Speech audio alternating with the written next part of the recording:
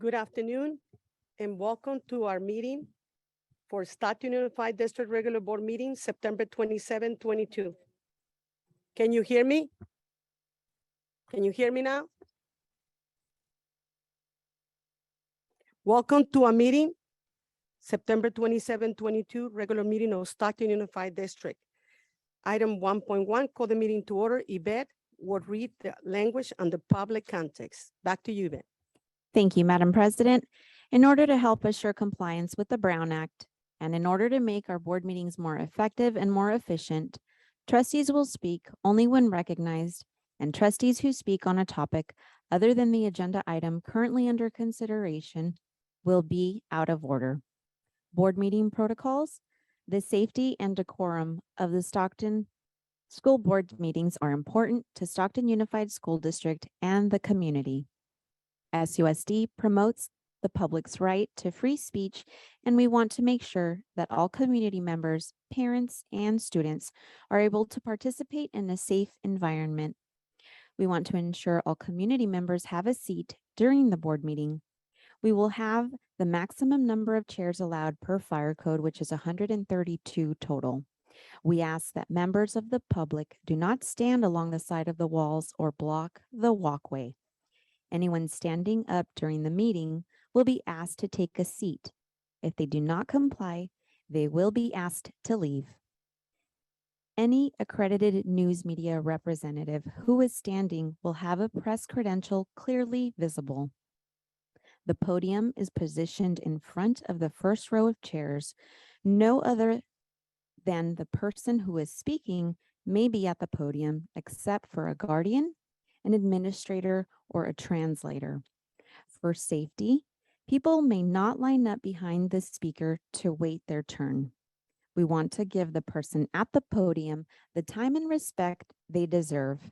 Each speaker will be allowed 3 minutes. Attendees are not allowed to enter the area past the podium where the board members are sitting. No profanity or obscenity. During the board meeting, if there is a disruption, the board president or designee will get a verbal warning to the person or persons causing the disruption. If the disruption continues after the verbal warning, the individual or individuals will be asked to leave or be removed from the premises for the remainder of the board meeting. After the meeting is concluded, we ask community to clear the lobby area in a respectful manner. Back to you, Madam President. Thank you, Ms. Yvette. Now we go to item 1.2, roll call, taken by Yvette. Thank you. Thank you, Madam President. President Cecilia Mendez, Present. Vice President Zulueta, Present. Clerk Rico, Presente. Trustee Maria Mendez, Present.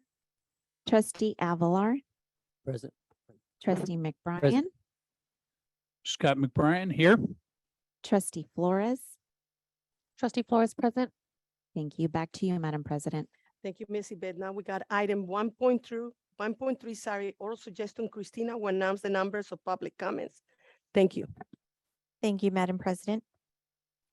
Individual speakers shall be allowed 3 minutes to address the board. The board shall limit the total number of public input on each item to 20 minutes. Madam President, we currently have 2 cards for closed session. The first public speaker is Bernadette Armenta regarding item 2.7. Dr. Miller and the board. Contrary to the letter I see before this board to be discussed in closed session, Armando Orozco was no victim. He was hand-selected by Marcus Battle and John Ramirez to do their bidding. Armando is not being targeted by Tracy Miller or anyone else in SUSD. Armando is being held accountable for his actions and avoiding his responsibilities that he was hired to do. The best scenario for why this letter was sent out is that Armando's fear of threats is more a case of guilt of wrongdoing than actual danger. The worst case scenario is that Armando is fear mongering in order to shift blame for his actions and seeking compensation. He harassed Tabitha Hoke to sign the IAQ contract, but when she refused, her position was closed out and changed to a senior M&O manager. He harassed Ken Bennett to sign the IAQ contract. Ken refused and later left for health reasons. In September of 2021, Armando harassed me when I came back from having COVID. He blamed me for not helping when they needed information for the grand jury. At this point, Armando and Lily Omnett stopped communicating with me unless they had to. In December of 2021, Armando harassed me after he turned in timesheets past the time due because employees wouldn't get paid. Armando started being demeaning to me with the supervisor in my office. In January of 2022, Armando never asked for M&O employees if they wanted to do the work over at the Coleman building. They were instructed by Armando and had no choice because the district wanted to save money. In February of 2022, Armando took the duties of Gilbert Rosas from the CARB grant that funded the electric buses away and handed them over to transportation. This caused Gilbert to seek employment elsewhere. In March of 2022, I was told by Armando that all my work was taken away and given to a manager. Armando stated it was Marcus Battle and Willie Gutierrez who wanted me out of my position.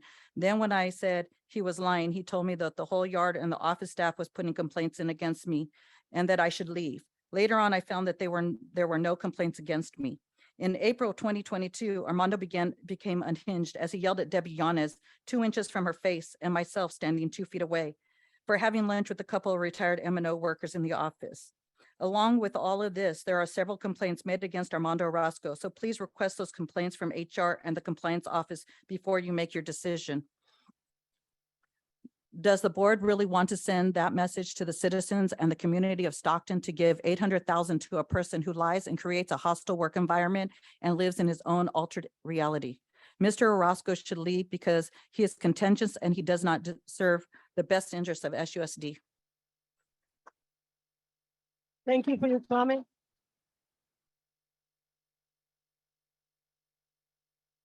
The next public speaker is Jerry Gonzalez regarding item 2.7.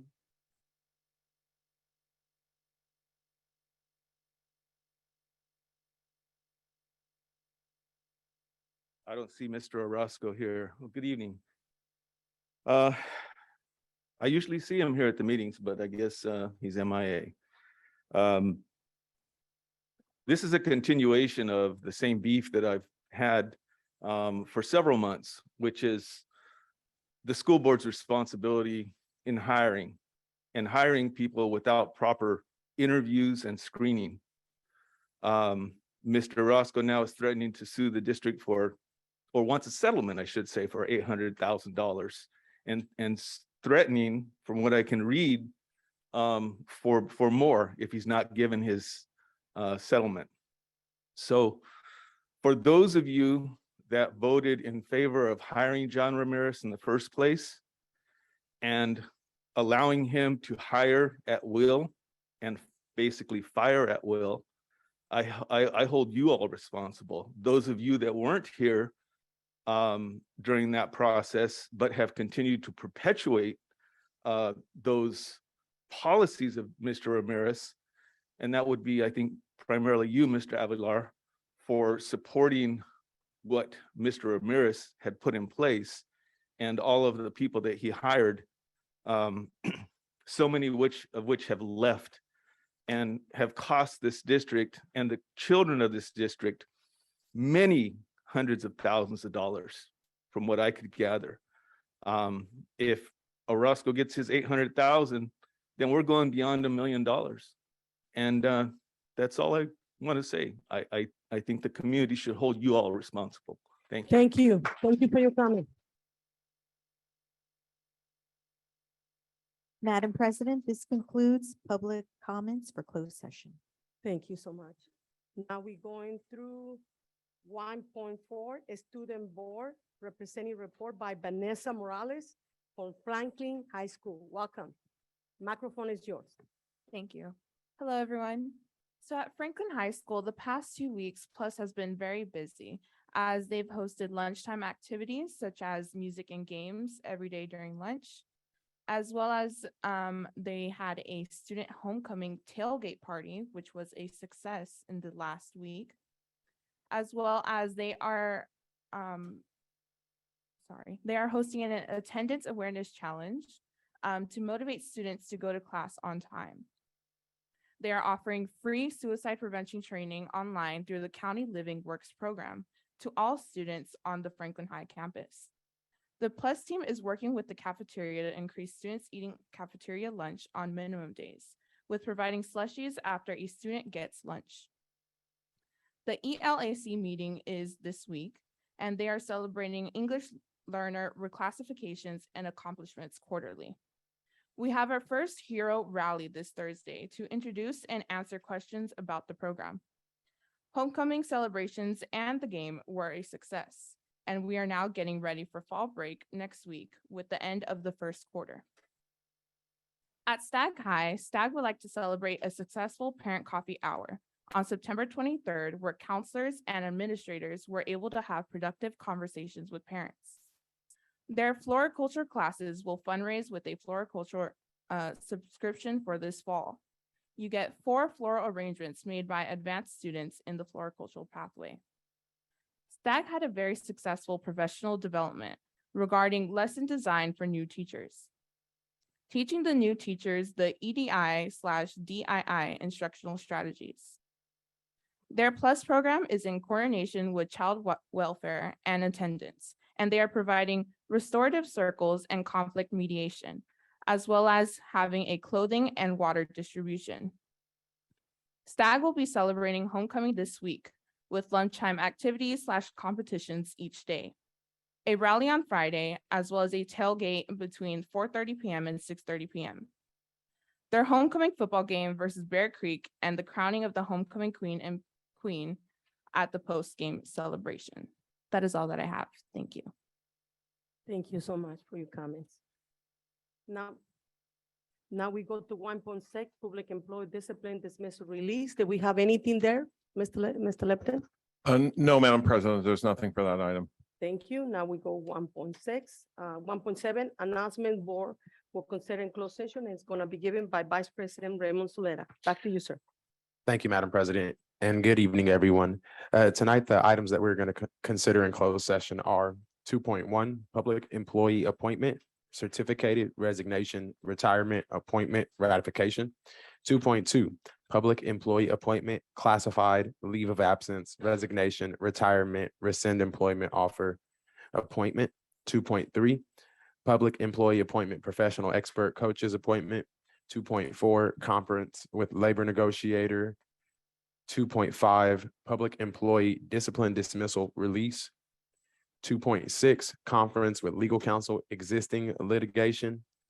2.7, conference with legal counsel anticipated litigation. And 2.8, student expulsions. Thank you, and back to you, Madam President. Thank you, Vice President Raymond Solera. Now we go 1.8, recess to closed session. Yvette will read the oral announcements. We will be back. We go into closed session. Thank you. The board will now recess to closed session. Thank you.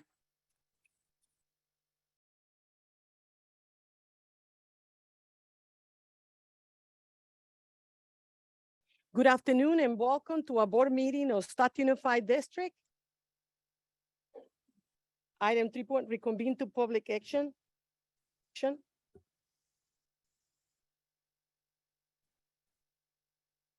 Next, 4.1 Pledge of Allegiance led by Joanne Suarez, Internship Business Official. Please, everybody stand up.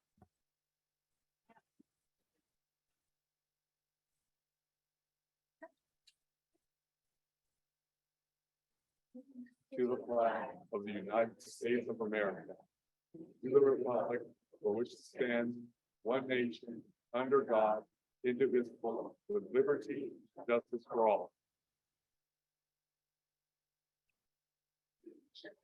Very nice, thank you.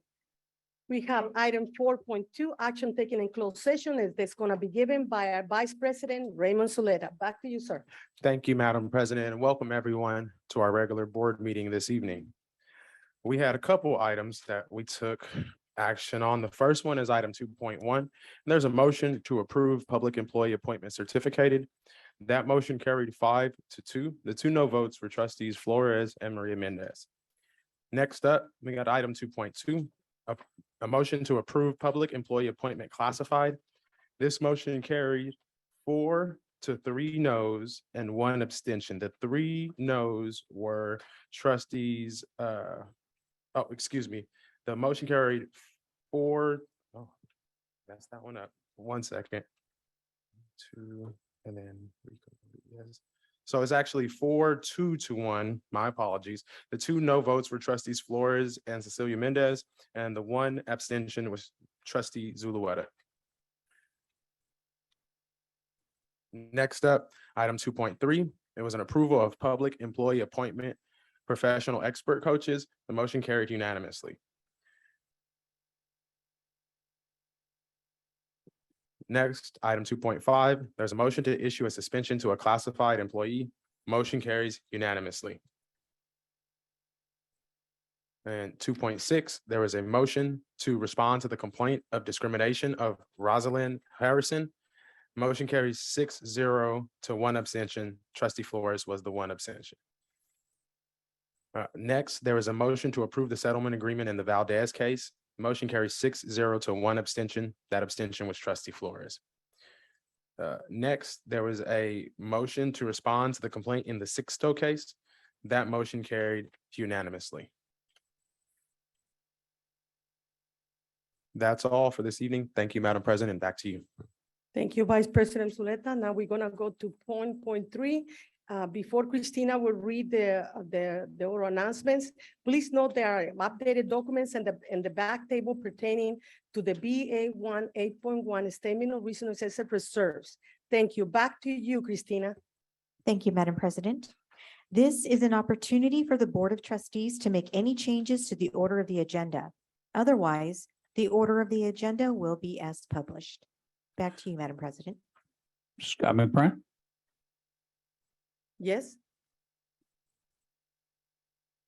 I would like to move items 6.7 and 6.31 to action.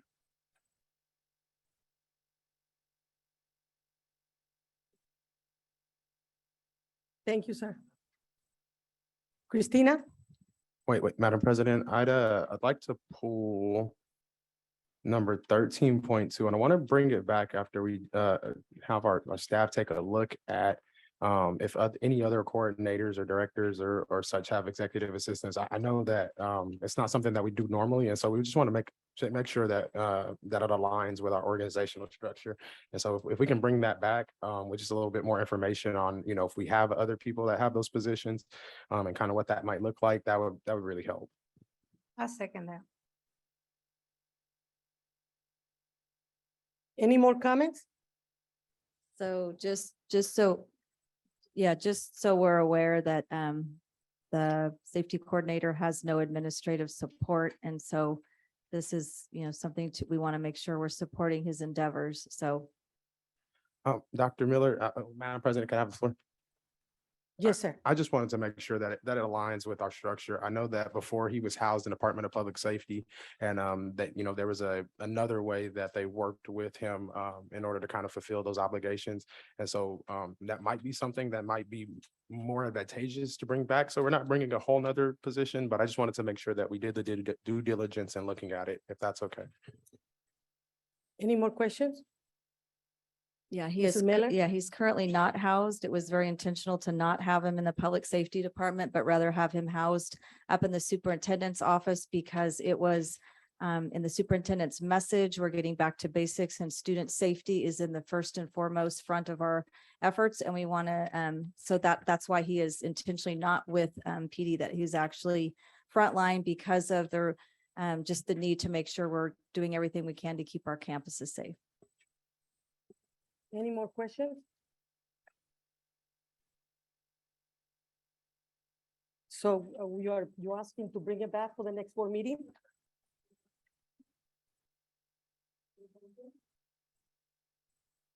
Bring that item with a more update. Thank you. Did first and Maria Mendez did the second. Thank you. Anybody else would like to have any more comments here? President Mendez. Yes, sir. So there was a motion and a second, so the next thing would be to take a vote on that motion. Thank you. Everybody who agree at the changes, Please say aye. Aye. Aye. Aye. Aye. Motion passed unanimous.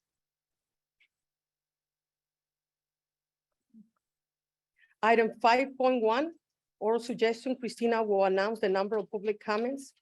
Thank you. Back to you, Christina. Thank you, Madam President. Individual speakers shall be allowed 3 minutes to address the board. The board shall limit the total time for public input on each item to 20 minutes.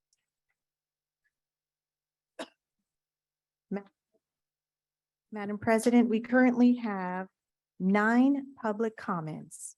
The first public speaker is Ms. Sylvia Cantu regarding item 10.3.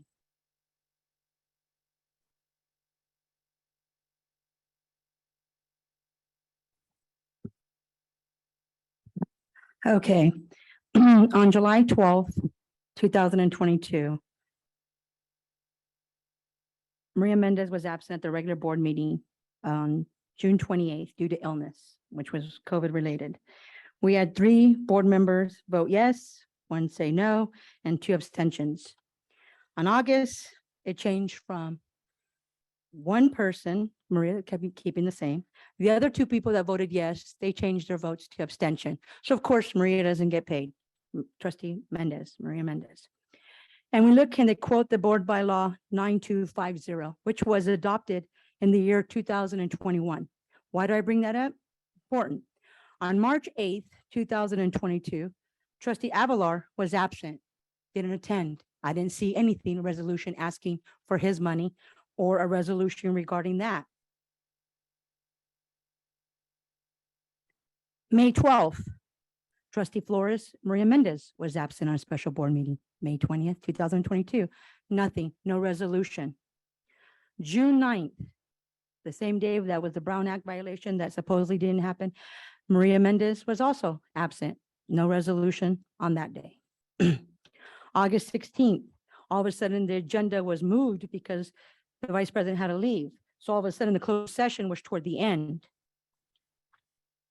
On that day, Trustee Mendez said, our community and staff has stressed out the board that we should not have special board meetings at a later time so that people are able to attend. Trustee Flores also said, I received a lot of community input that are not here today, and they have concerns about the meeting being held at 1 o'clock. As the voice of the community, they're asking the meeting to be moved. Didn't matter. September 8th was moved at noon. That's the meeting that Maria Mendez and Angel and Flores missed. But yet, Clerk Rico missed August 9th, and I don't see a resolution on that. But yet we can quickly put on this agenda today regarding the absence on September 8th, but nothing on August 9th. Interesting on that. Each board member must be aware and comply with the Constitution of California and the United States of the Ed Code and other laws.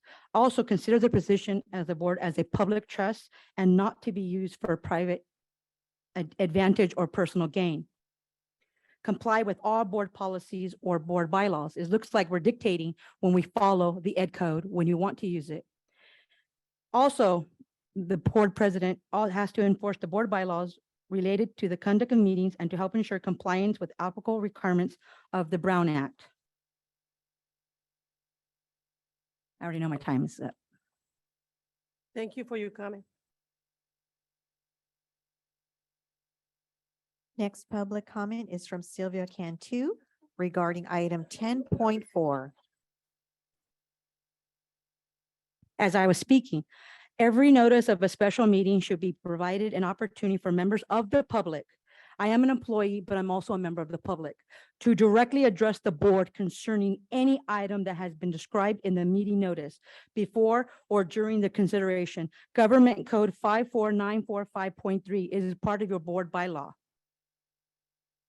Under the Brown Act, all meetings of the legislative body of a local agency are required to be open and public except for authorized closed session. all members of the public must be permitted to attend any meeting of the legislative body of a local agency. In 1953, Ralph M. Brown, a member of the California State Legislature, enacted a law protecting the public's right to attend and participate in meetings by local government. The purpose behind the Brown Act is to guarantee the public's right to attend and participate in meetings of local legislative bodies. You have board bylaw, another one, actions by the board, that the district attorney or any interested person may file an action in court to nullify a board action which is alleged to be in violation of law regarding the following: open meetings. This is an open meeting. How do you expect people to come when it's at noon? I spoke about this last time. What do? You say, well, we're going to take people, but how are you going to do that? So like I said, your board bylaw stipulates that we're directly, like right now I'm doing directly. And I don't do emails ever since the vice president filed the complaint against me. I don't do emails. I speak here. I have more protection here. So like I said, you're notifying. So if I were you to go to talk to Troy Brown after the vote and let them know that they're violating the rights. And because they're not listening, you spoke on August 16th and told them, hey, look what the community is, look what's doing. They just do what they need to do. So like I said, you're violating your own board bylaws. You can't dictate and pick and choose when it does. I could understand, like I said, Clerk Rico, nothing came, but you're doing September 8th. That doesn't make sense to me. Thank you for your time. I have doctor notes. You want to see it? Doing what? I have doctor's note. No. Did it come on the resolution? Since you Thank want you. to talk to me, did it Thank come on the you. resolution? Thank you Let me for know your what date comment. it came. It Okay, didn't. Thank you for That's your my comment. point. Thank Thank for you. your comment. Thank you. The next public comment is from Mr. Lucas Long regarding item 6.7.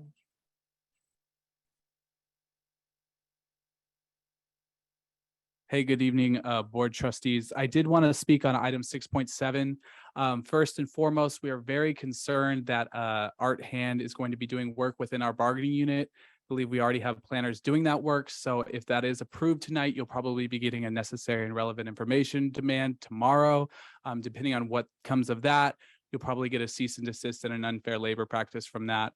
Also, I did want to bring up that in 2004, the chapter president of Stockton or Delta Valley 821 was physically assaulted by his supervisor. That supervisor was Art Hand. I actually text messaged the former chapter president tonight. I asked, do you know Art Hand? He said, yes. Art was in charge of M&O when that happened. He asked the supervisor who did it, if it felt good to squeeze my throat. Mitch was a manager of HVAC electrical, but was not part of that bullshit. They both know how to drain the district by conning them out of money. That might be something for you guys to consider going forward. Thank you. Thank you for your comment.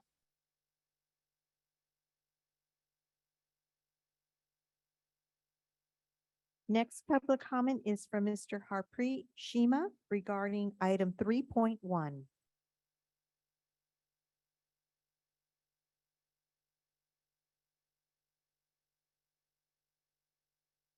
Hello again. So Dr. Lipton should know this, but he's more about protecting criminals than doing his job. But here's a quote from a 2014 court ruling.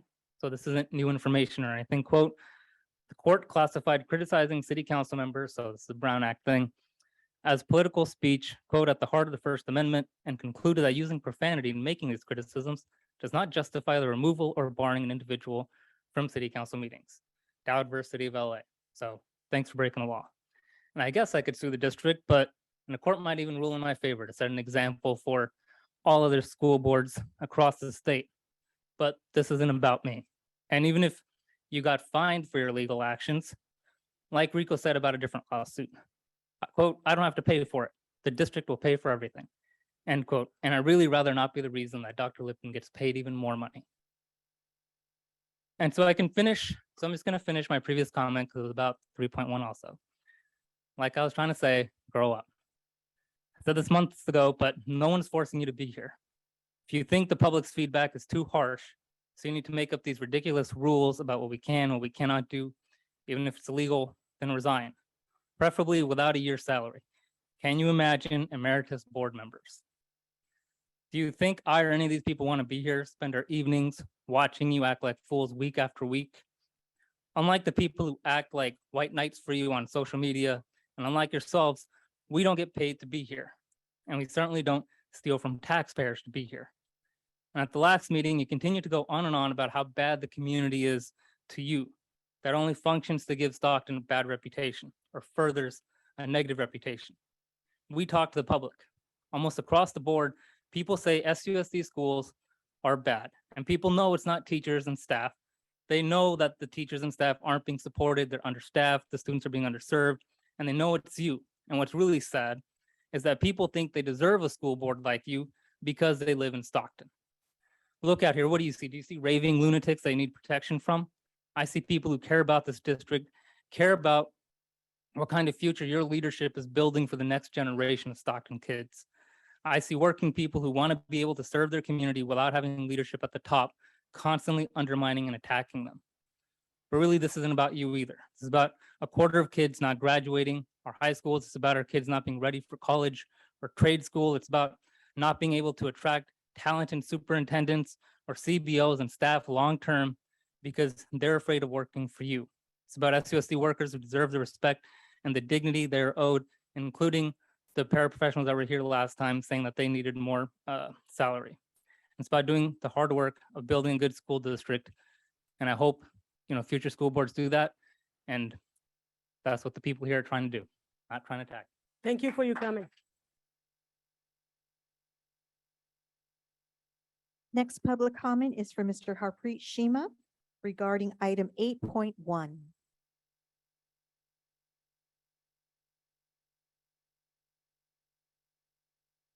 Okay, so in the presentation for 8.1, you say you got a letter from SJCOE. Would the board be willing to make that letter public? I know there are trust issues that the board has, and maybe those could be alleviated if we knew what kind of communication that you were getting from the county. But are we really supposed to trust the work of a school district that over budgets 43 million in unrestricted state revenue that the county told you not to include in the budget? A school board that can vote on and approve budget documents where budget items for salaries vary across multiple documents. You can blame it on battle, but like I was going to say last time, grow up. The buck stops with you. You are the ones in charge. Stop throwing other people under the bus. And you fixed this now, hopefully, but you approved an LCAP that did not provide the proper support for kids with disabilities. That's been fixed now, I saw. And the LCAP, had a budget that was larger than the budget that was actually allocated for in the adopted annual budget. And to fix it, the only thing that I saw change was that you took 90 million out of goal 2.9, basic instruction and teacher staffing. I guess all the staffing issues are just fine at SUSD. And you're now fixing the issues with one-time funds, but you knew about that problem when you approved the adopted budget, when you approved the 45-day update. Seems like you're only doing this now because the county finally called you out on it. And you seem to have, we seem to have a long track record of not maintaining decent or good staff, and people tend to leave. And the main worry that everyone here should have is that when we are looking for a permanent superintendent or for a permanent CBO, that people don't want to come work for a school district that may be taken over by the county soon because it's going to tar their reputation. So everyone should know that our school district ability to bring in good employees, people who can actually run this district, is being harmed by the fact that the current people on our board, or at least 5 of them, are sitting up there. That's it. Thank you for your comment. Next public comment is from Mr. Harpreet Shima regarding item 11.2. Okay. Last from me. Last one. How many legal services do we really need? According to bylaw 9124, quote, the board and superintendent shall annually evaluate the performance of the firm and or attorneys providing legal services in such areas as the adequacy of advice, results obtained for the district, reasonableness of fees, and responsibilities and interactions with the board, administration, and community. Upon successful evaluation, the board may review the agreement with legal counsel without initiating the RFP. So my question is this, was this done? Are these reviews done for these new legal services that are being reapproved? If so, can you make that review public? And if not, why not? Again, This is just in the interest of transparency, because that is an issue that the school board is dealing with. Thank you. Thank you for your comment. Next public comment is from Palalo Enriquez regarding item 6.7.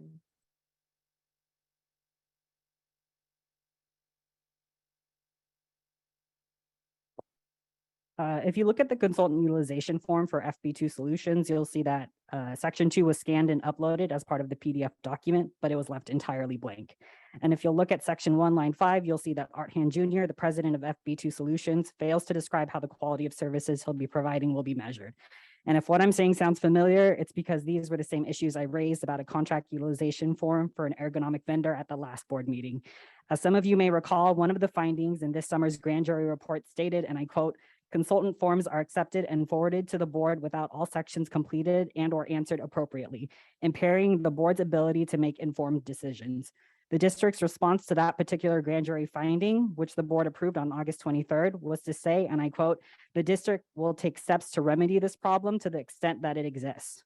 Well, I think it's pretty evident that this problem is very much real and that whatever steps you're taking to prevent it are inadequate.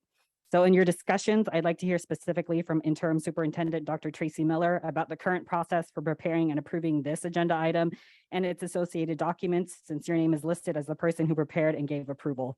Can you elaborate on the supposed steps the district said it would take to remedy this problem? Is there one person assigned to do a final check on paperwork to see that things have been completed correctly? Who are the district designees who should have filled out section 2 of the contract utilization form? And who is the district reviewer who should have signed it? This contract will potentially cost the district up to $96,000, and I think it would be financially irresponsible to move forward with it, given the significant gaps in information created by the lack of thoroughness in the way that this agenda item was assembled. Thank you. Thank you for your comment. Next public comment is from Paolo Enriquez regarding item 10.5. Board minutes are meant to be are meant to provide a written account of meetings, but the minutes in this district tell the public very little. You'd never know from reading the ones in this agenda item that during discussions, President Mendez had asked why the consolidated application needed to be brought before the board on September 8th, or that the district was only 4 days away from missing the September 12th submission deadline for the application and losing all Title I funding to the tune of $25,305,000 or $305,491 because former CBO Marcus Battle hadn't brought it before the board. The most recent grand jury report stated that a comparison of board minutes from the other 13 school districts in San Joaquin County to those of SUSD shows the SUSD board minutes are not as comprehensive as all other county school districts. For instance, the only thing that you have down under 1.4 oral suggestions and comments from the community is, quote, 2 comments were received. Conversely, I'd like to read some examples of how Lodi Unified documented public comments in their minutes from August 9th, 2022. Maria Smith, teacher, John Muir Elementary, asked for teachers to be respected at the negotiation table and for teachers to receive compensation for completing the Keenan employee training videos. Alice Campbell, grandparent, spoke about her disappointment that classroom music was cut at Lakewood School and would like the district to offer a signing bonus as an incentive to attract more teachers. Kelly Hanston, teacher, Julia Morgan Elementary, spoke about the money she spent out of pocket for classroom school supplies, substitute shortages, and about the disadvantages of teaching oversized classes.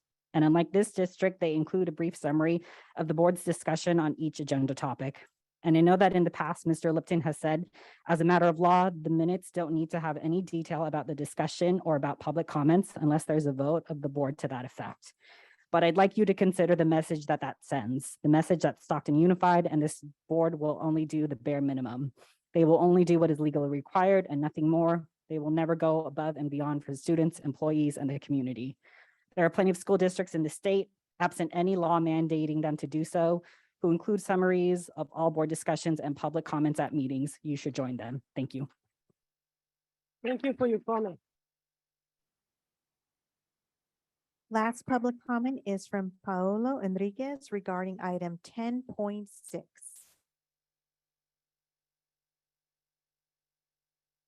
If you'll turn to page 3, you'll see that it says under 5.1 oral suggestions and comments, or all it says under 5.1 oral suggestions and comments is 11 public comments were received. I think that simply stating how many public comments were received overall has little value. It would be much more meaningful to indicate which specific items received public comment to show where there was public interest. For example, there were 6 public comments for 10.3, the item about John Ramirez's resignation and termination agreement. In August, the board approved changes to board bylaw 9324, minutes and recordings, that made it so that there would only be summaries on board discussions and public comments if it was requested by the board. I believe this was a mistake. It was unnecessary. This was not language coming from CSBA. Trustee Zulueta inquired about that, and Mr. Lipton said that he didn't think it was coming from CSBA. The reason Mr. Lipton gave was that the change, quote, was to deal with the general concern that the bylaw provided that the minutes would reflect the summary of discussions of every agenda item and public comments. And frankly, that hadn't been done. And in that regard, the purpose of these revisions is to conform with what has already been practiced, end quote. Translation, you were violating your own bylaws up to that point because you hadn't been including summaries of board discussions and public comments for every agenda item. And the revisions removed those requirements to bring you back into compliance. That is deeply wrong and unfair. You've made it more difficult for us to go back and review your conduct, and you've diminished our ability to hold you accountable. You should revert back to the language that was in place for Board Bylaw 9324 prior to the August revisions. Thank you. Thank you for your comment.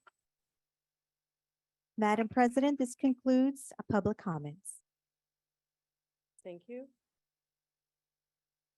Now we go to 6.1, approval consent items.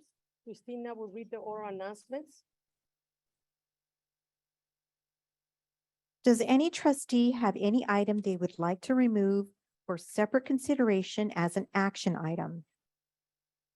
After any items are removed for separate consideration, there will be a vote on the consent items without any discussion. Thank you. Scott McBrien. Mr. Scama Bryan, microphone is yours. Yeah, 6.7. And 6.31.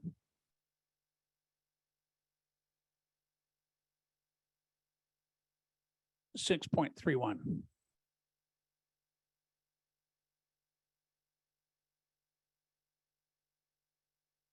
Trustee Flores? These ones, how you want to be moved to action, sir?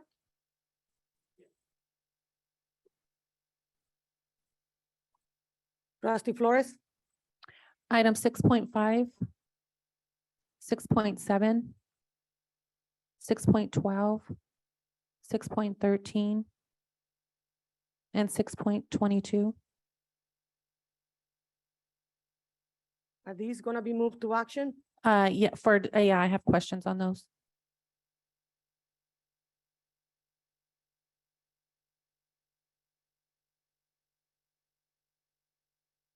Trustee Maria Mendez. Maria Mendez?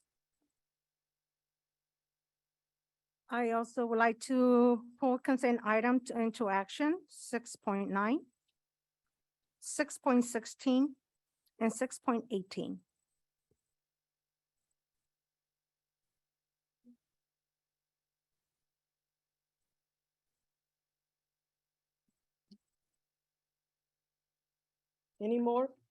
Any more questions about the items?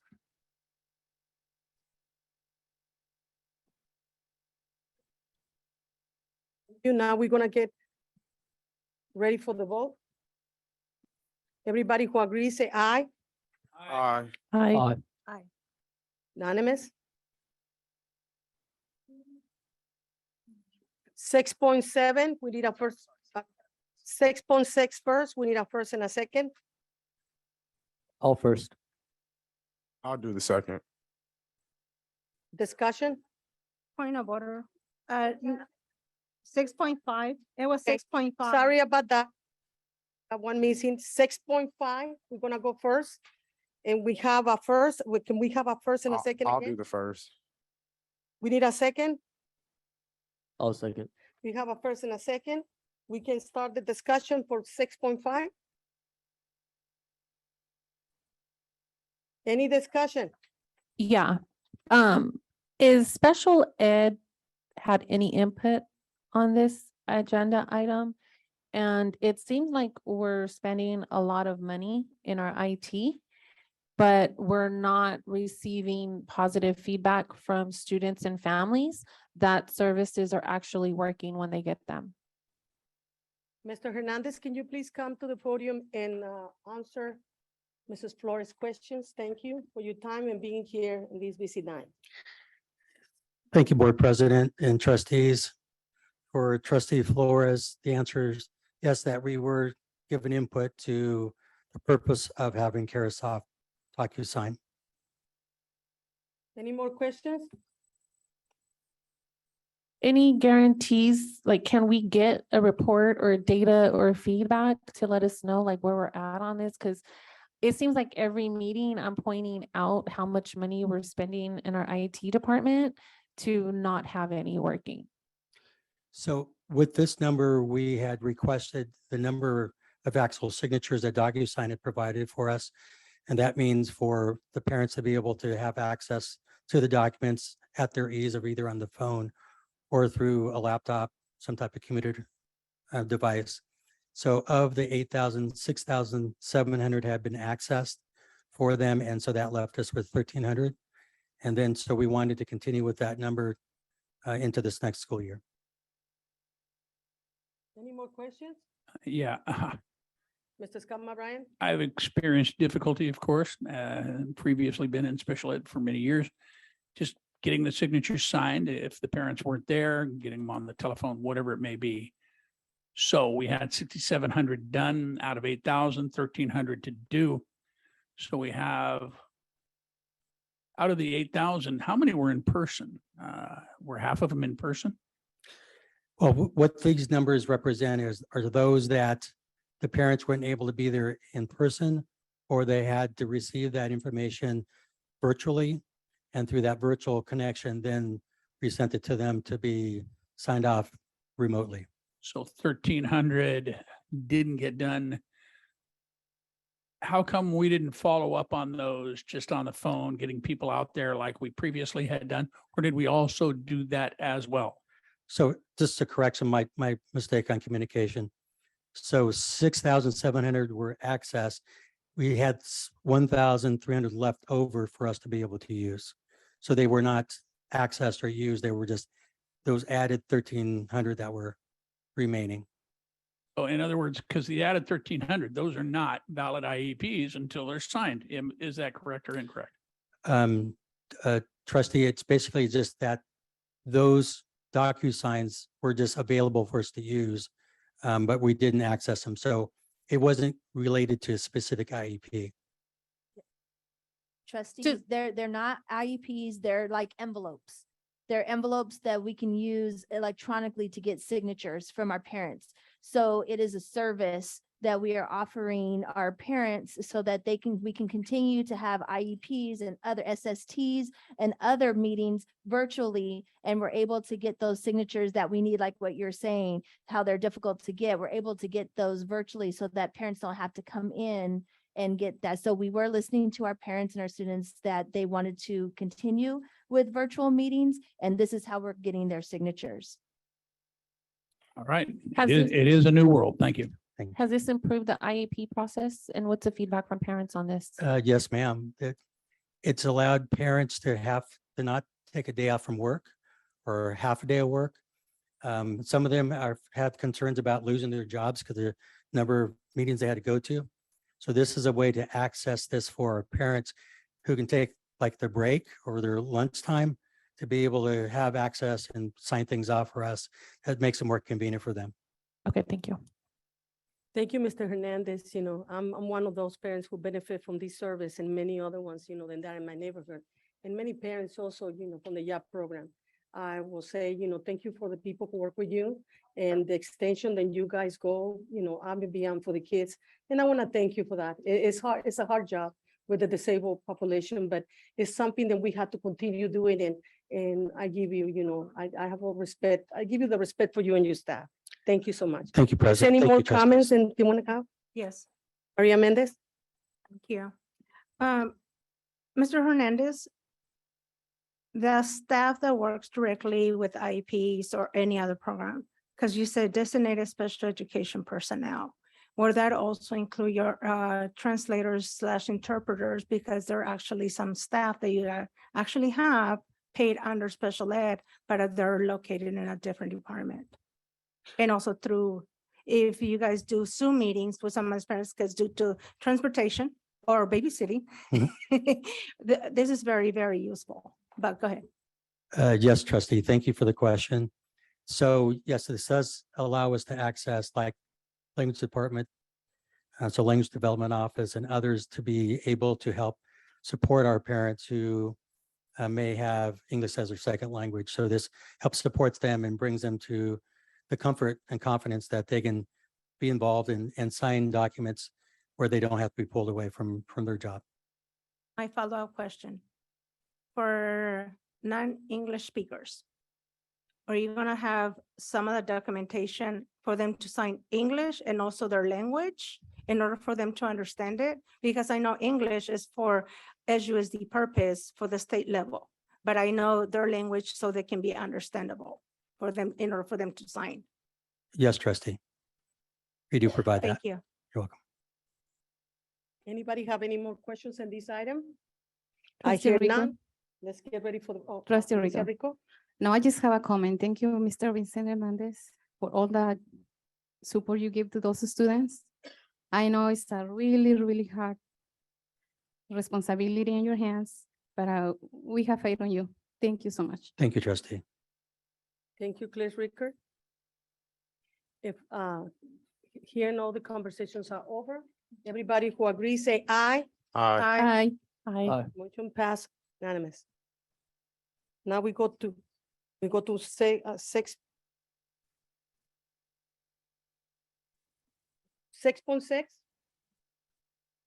Need a first and a second. All first. It was from trustee, no, I don't think it was not even from trustee Flores. It was six. Okay, thank you. Then we don't have to put that one, not for 6.6. Now we go to 6.7. We need a first and a second to start the conversation. Second. We have a first and a second discussion. Who would like to discuss first? Discussion.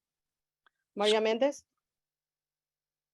As the main leader or representative of the bargaining unit through this, apparently, because that was my questions as well. Was this vetted through the bargaining units? And apparently the answer is no. So that person answered my question right there and then. And the answer for the maker of this agenda, why not? So this agenda item was brought forth by me, and Lucas, thank you for your comments. Much like what we did with Joanne coming in her position, and much like me coming into my position, I brought forth an agenda item to provide some additional support for the leaders in the departments, to provide some additional assistance as we are going forward in this new year. And in speaking with folks in the maintenance department, I went out there one day specifically and spoke with some folks, and they indicated that they would that the department would greatly benefit from additional support in improving the organizational structure as far as leadership coaching, much what I get and much what Joanne gets. So it is not a item that is intended for it's intended for the leader of the department to provide additional support for the leader. So it was not brought forth to the union because it was not intended to be direct interaction with the union. So unions, thank you for that. And next time I will bring that forth to you. Follow-up question. Yes, Maria Mendez. As also has brought to the attention, the actual main person or CEO of this vendor or agency, organization, consultant has previously harassed some of the SUSD staff members, and they file complaints against this person. But now we're gonna reward this company and this person by giving them an actual contract, which is against also the union members, even though union SUSD district staff level spoke with members of that department, but it was not vetted through on the proper channels through the actual unions because it's part of bargaining. Why not? Just didn't happen. Thank you. Trustee Flores? Any more, Trustee Flores? What, during the time that he was employed with us, do you know who was on the board? Did you do any research on who was on the board at that time? Oh, so that was back in about 2005, I believe. So it was quite a few years ago. I could go back. I'd have to go back and look, but it's been over. I say 20 that we years. go back because there might be some ties to the current, to the board members then that are already in the middle of a lot of other lawsuits. So there might be some ties there in some relationships there And that I- we also need to look into.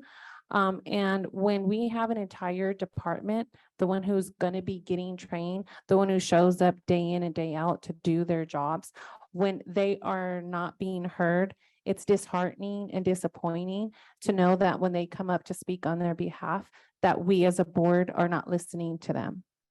Yeah, and the intent was to provide, again, some leadership coaching. Because I will say some of the same people in this room are the ones asking for some support. So that was the intent. I applaud you for that. That's good. But we do want to make sure that we are putting honest and ethical people in there who don't have like a bad reputation that comes with them, especially when we're already got our own bad reputation. I can't speak to his unethical, I don't know anything about that. Can Scott we put it McBride? on hold then so we could do some research on that before we Thank do you, that? So Scott. we could make a honest, transparent and ethical decision on that. It's come, Brian. Scott McBride. Yeah. Given what I've seen out of Art Hand and what he has done architecturally at various sites and schools way back in the day, having looked at some of the work he's done, I have never been a fan. And now today we're looking at bringing him back. And I understand that that could be a benefit because we could take a look at what he's done and then we could go through it. But $96,000, I don't see the benefit of that. Number one. Number two, now I am hearing other things that are deeply distressful. And these are things I never heard. Putting hands on people, that can't be done. So we hear you. I hear you. Believe me. Thank you so much. Trustee Mendez, Trustee Mendez? I would like to amend the motion to pull this agenda item until it's fully vetted through the unions. Who would like to give me their second? We just have to go through the process and we have to vote it down right now. Okay, this is an action item. I would prefer to just vote it down. That's my desire. Something could come back in another way, but why go through a second round? Thank you. Okay, no more discussions on this item? I would like to say, then I understand that some people, make delegations or anything like that. I really don't know about this person, anything. I just have the items in here and move on like anybody else. But thank you for your comments and we're gonna be ready for the vote. Everybody who agreed in these items, say aye. Ready for the vote? Anybody say no? No. No.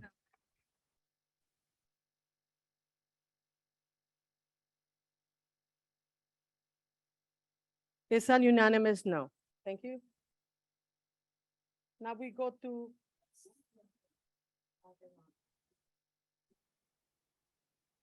We go to 6.9 now. We need a first and a second. I'll second. Discussion in 6.9. Discussion. Microphone is yours, Maria Mendez. Thank you. My question for the creator of this agenda item is, this agenda item is reflecting what part of the EL plan for this school year? Thank you, Dr. Israel, to come into the podium to respond the questions. So Maria Mendez. To address the EL master plan, the second language acquisition strategies is one of the main foci for English learners. Second language acquisition strategies are done in all dual language schools, which means the strategies like slowing down of speech, heavy on visuals, gesturing. So the professional development, when it came up as a possibility for teachers, it was a great opportunity for them to have that training, that PD. Let me reiterate my question. For this school year, as a trustee, I did not see this board approve the EL plan for this school year. So my follow-up question is, this agenda item is targeting which goal of the LCAP? For the LCAP, I would have to look at all of our actions. As you know, the LCAP has funds reserved for English learners. And so when we target English learners, we're targeting the teachers as well that teach our English learners. When it comes to the EL master plan, we are actually getting 3 dates set already for that. I know it's a plan that can be evaluated every maybe 3 years or so. So we're bringing it back this year. I'm not sure if Mrs. our Ramirez, assistant superintendent can also chime in. answering the question for Maria Mendez for this item. Trustee Mendez, I also want to add, my value add is that last year, towards the tail end of the school year, we also met with parents to begin the discussion of revising the EL master plan. We had 3 separate meetings last year, and our plan, and we've already brought this forth to DLAC at our last DLAC meeting with potential dates of continuing those conversations to bring a revision of the EL master plan at the end of this school year. So as you can imagine, it's going to take a minute to ensure that we invite parents, that they come, that we have the conversations. Currently in the EL master plan, there is professional development addressed that would support language acquisitions for our students. And so this is a way in which we would do that. So I have a follow-up question. As the calendar, instructional calendar was already adopted by the board, it already states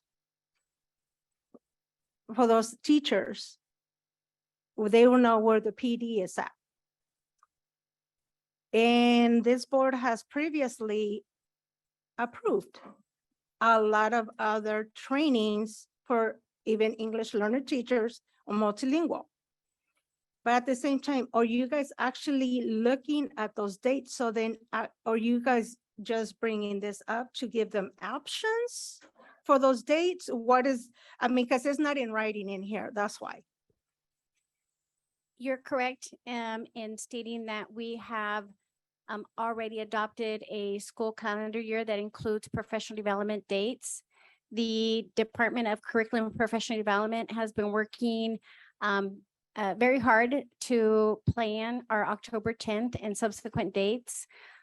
We have been working with STA to create a survey that gauges what our teachers are interested in, what sessions they're offering.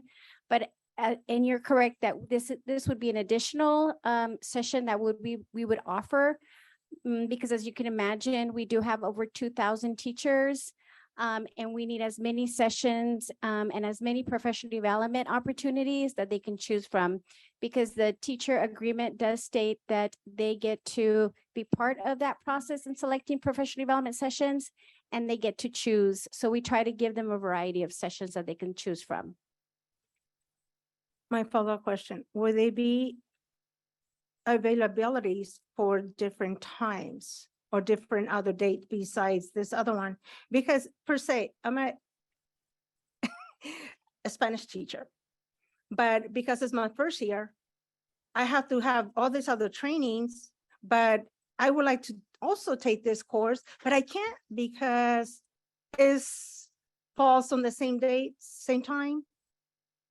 It is hard.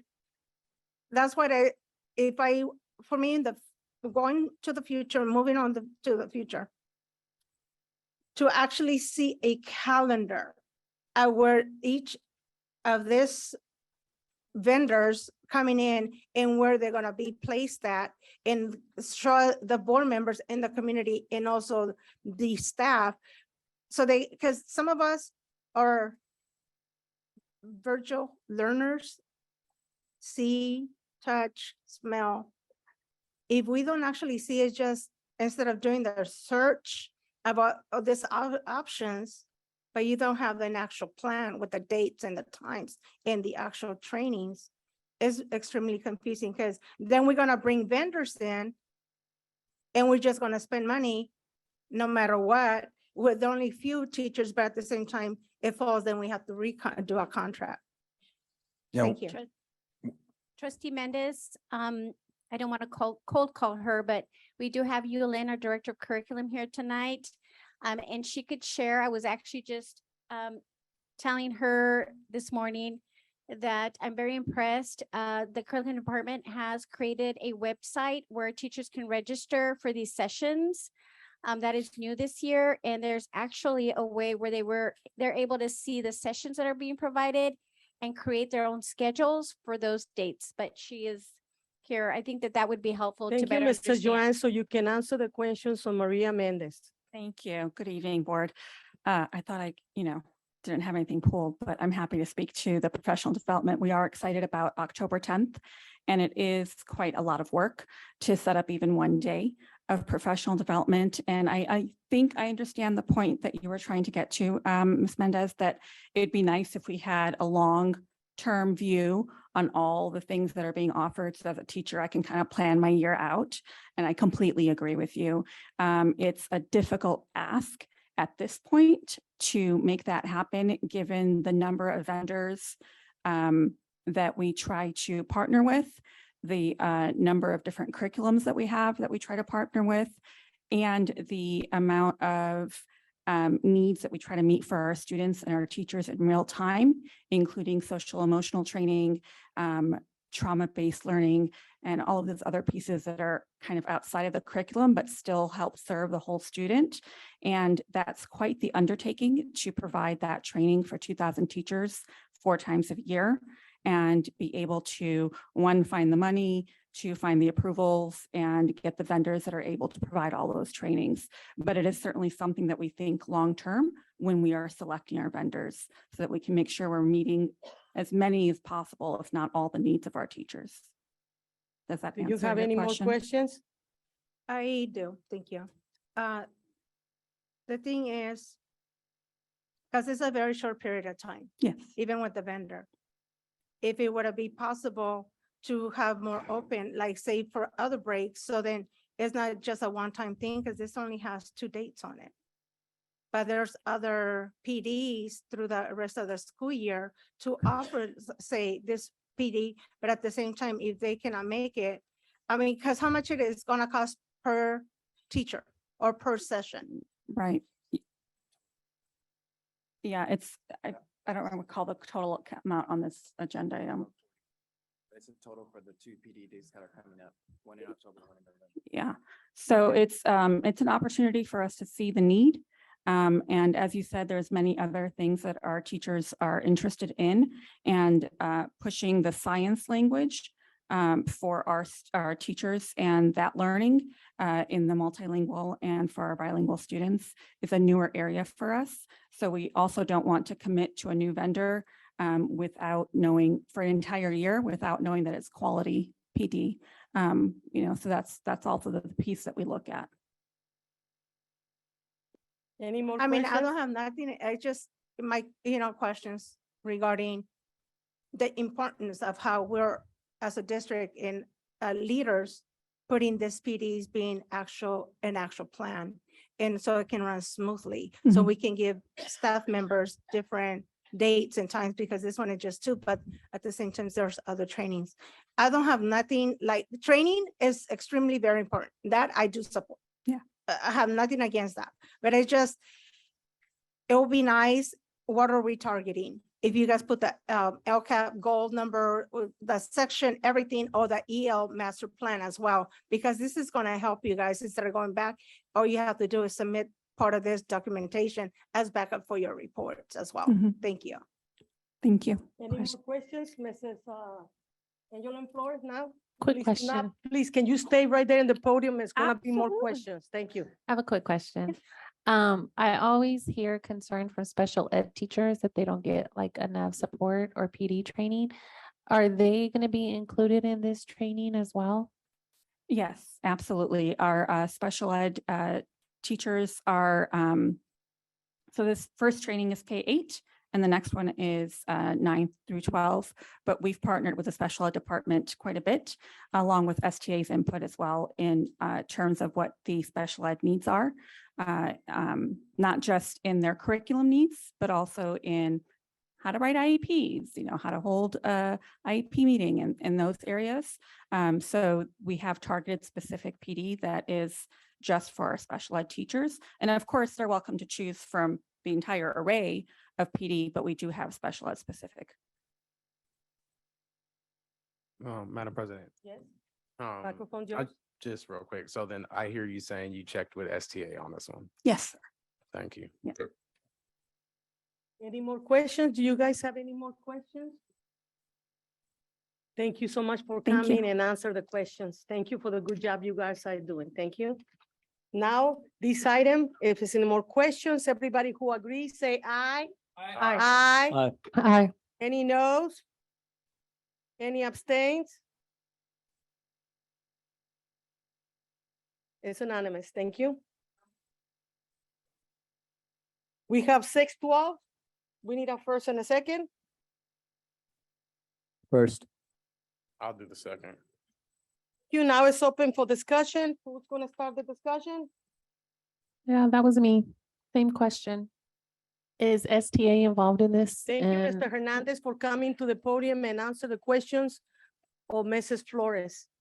Thank you, trustee. again, think question, has STA been included in these conversations and along as well as special ed? I just want to make sure that they're being included in these. In the 6.12. This, pardon me. So this is based on the independent educational evaluation. So that's specific to a parent who will request an evaluation. And our responsibility as special education is either to accept the request for the evaluation, or we have to take them and file against them a complaint against the family. So that's the two choices we have, or mandated to do that. So we'd rather work with the parents and see what the needs are and get that second opinion that they're looking for to determine the needs of their child. Thank you. Any more questions? Did this consultant agency go through any RFP process, or how did you guys choose? When you guys choose them, like, what are you looking for? So there's multiple lists. So we have a cross-check of a list that's through the county Office of Education. Then we have our own list. And so we do a cross-check references on them, the appropriateness of their services, the type of services. So we consult with the County Office of Education as well as within our own department to do background checks. Did anybody have any more questions? Here none, let's get ready for the vote. Everybody who agrees, say aye. Aye. Aye. Motion pass unanimous.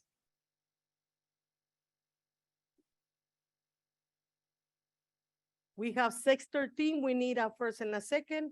I'll do the first. I'll second. Now we can open up for discussion. I pulled that one too. And that's my same question for all of the ones that I pulled is, has STA been involved and the teachers been included? Because a lot of the feedback that I get from teachers is the decisions get made higher up and they don't really ask the teachers who are the ones who are doing it. So I just want to make sure that the teachers are having a voice in these conversations. Thank you. Thank you, trustee. Mr. Hernandez. Before you answer, for coming to the podium to answer the questions for Mrs. Flores. Thank you. Thank you, President. And honorable trustees. So the question around 6.13 is that this is a contract, an agreement with the University of Pacific to bring graduate students to do their clinical hours or do practicum hours. I mean, it's a means in which the district can kind of help recruit. So if they get used and know our district, get familiar with them, then it makes it to be a benefit of a good relationship. It's specifically for music therapy, occupational therapists that we dearly lack. It's also for speech and language pathologists and positions that we have open. So it's a means to kind of build that recruitment with them in those areas. And so the support that we've gotten for the music therapy program, that's through Walton Special Center, that they asked for this and request that support. So it's something they do on an annual basis. And then for the occupational therapists, again, it's for the sake of providing services to our children and getting them to be recruited into our district. Speech and language pathologists, traditionally we have worked well with University of Pacific because of their department. And it's helped us very much in recruitment of getting full-time speech and language pathologists to us. Does anybody have any more questions about this item right now? Then he's still on the podium.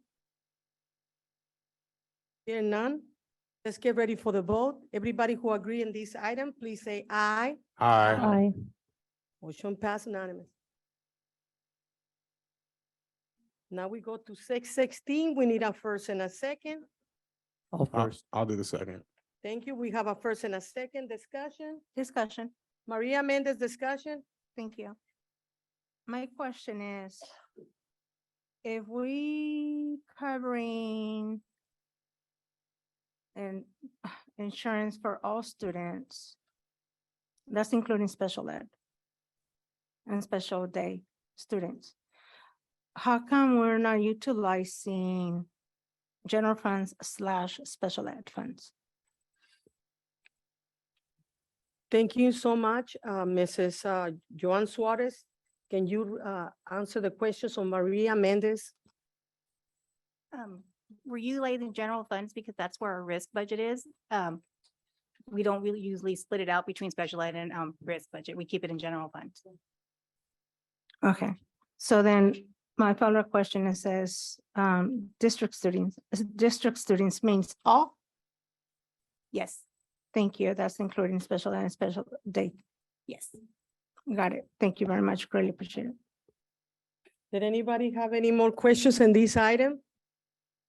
Here none.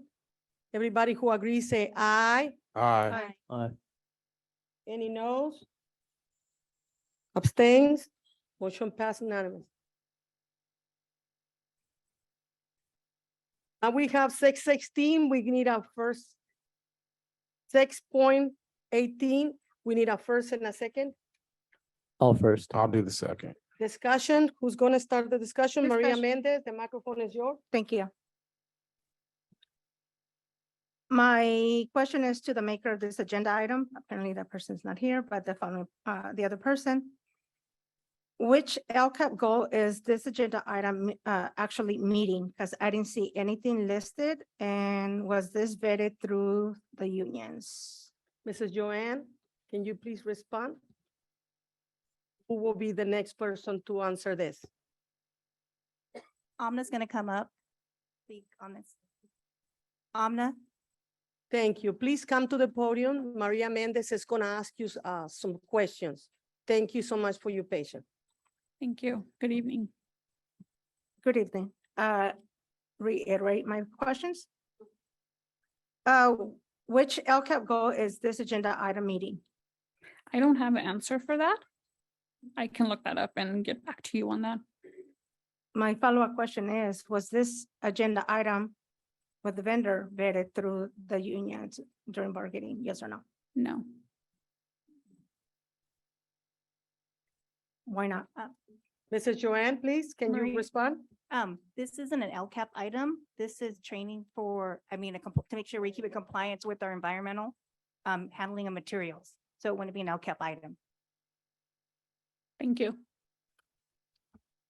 Follow-up question. not to exceed $20,000. So that's actually training, but to whom? Because it doesn't say to whom this vendor is gonna give services to on the cover sheet. It's right here, say training will be provided for science and automotive technology teachers, custodial staff, warehouse staff, incorporated yard staff. It's right here in our findings.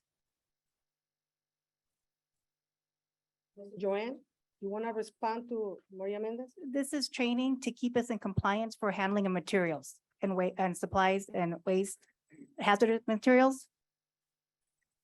Yeah, this is to keep us in compliance with California Ed Code.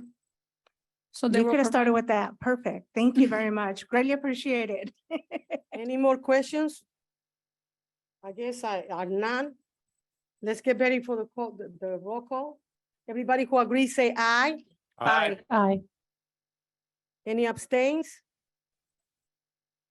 Motion passed unanimous. Thank you, young lady, for coming to the podium and answer the questions. Thank you. Now we got 6:22. We need a first and a second. I'll do the first. I'll second. Discussion. Senor Flores? Yeah, so I just want to get clarification. Do we have a music teacher there already? Because I know I donate to the school for music all the time. And so all of a sudden now we need a new person. Well, this is more of integration. Oh, first of all, good evening, trustees. I'm sorry about that. So this is more for integration into support the core in language arts and social studies. It helps the kids learn a different way of communicating through the music, also collaboration with social studies, getting them to work together. So it's more to support the core curriculum than an actual music program. I like it, but I just want to make sure. Yeah, we're not supplanting. And then also when you're looking at it's through donations. So we're not using it also went to the school site council. It went to the constituents. So people know what's coming. Okay, just right. want to make sure. All Thank right, you. Thank you. Thank you, Mr. John Martinez, to coming here to the podium. Thank you. Is any more Miss Cindy wants to respond to Ma'am, that. you can come to the podium, Mrs. I Cindy. was gonna ask if I could respond to her answer. Thank you, Yes, you can. Spanos has a teacher that comes 2 days a week to continue the mariachi program that was started last year by Mr. Sal Garcia. Cool, thank you. Do you have any more questions on this item? No, I just wanted to make sure. You're good. Thank you, Cindy. Thank you. I like it. Music and arts is my thing. So yes. Thank Good, you. Good. We already have the discussion on this item. Everybody who agrees, say aye. Aye. Abstains? Noes? Motion passed unanimous. 631. I need a first and a second. I'll do the second. Discussion? Discussion?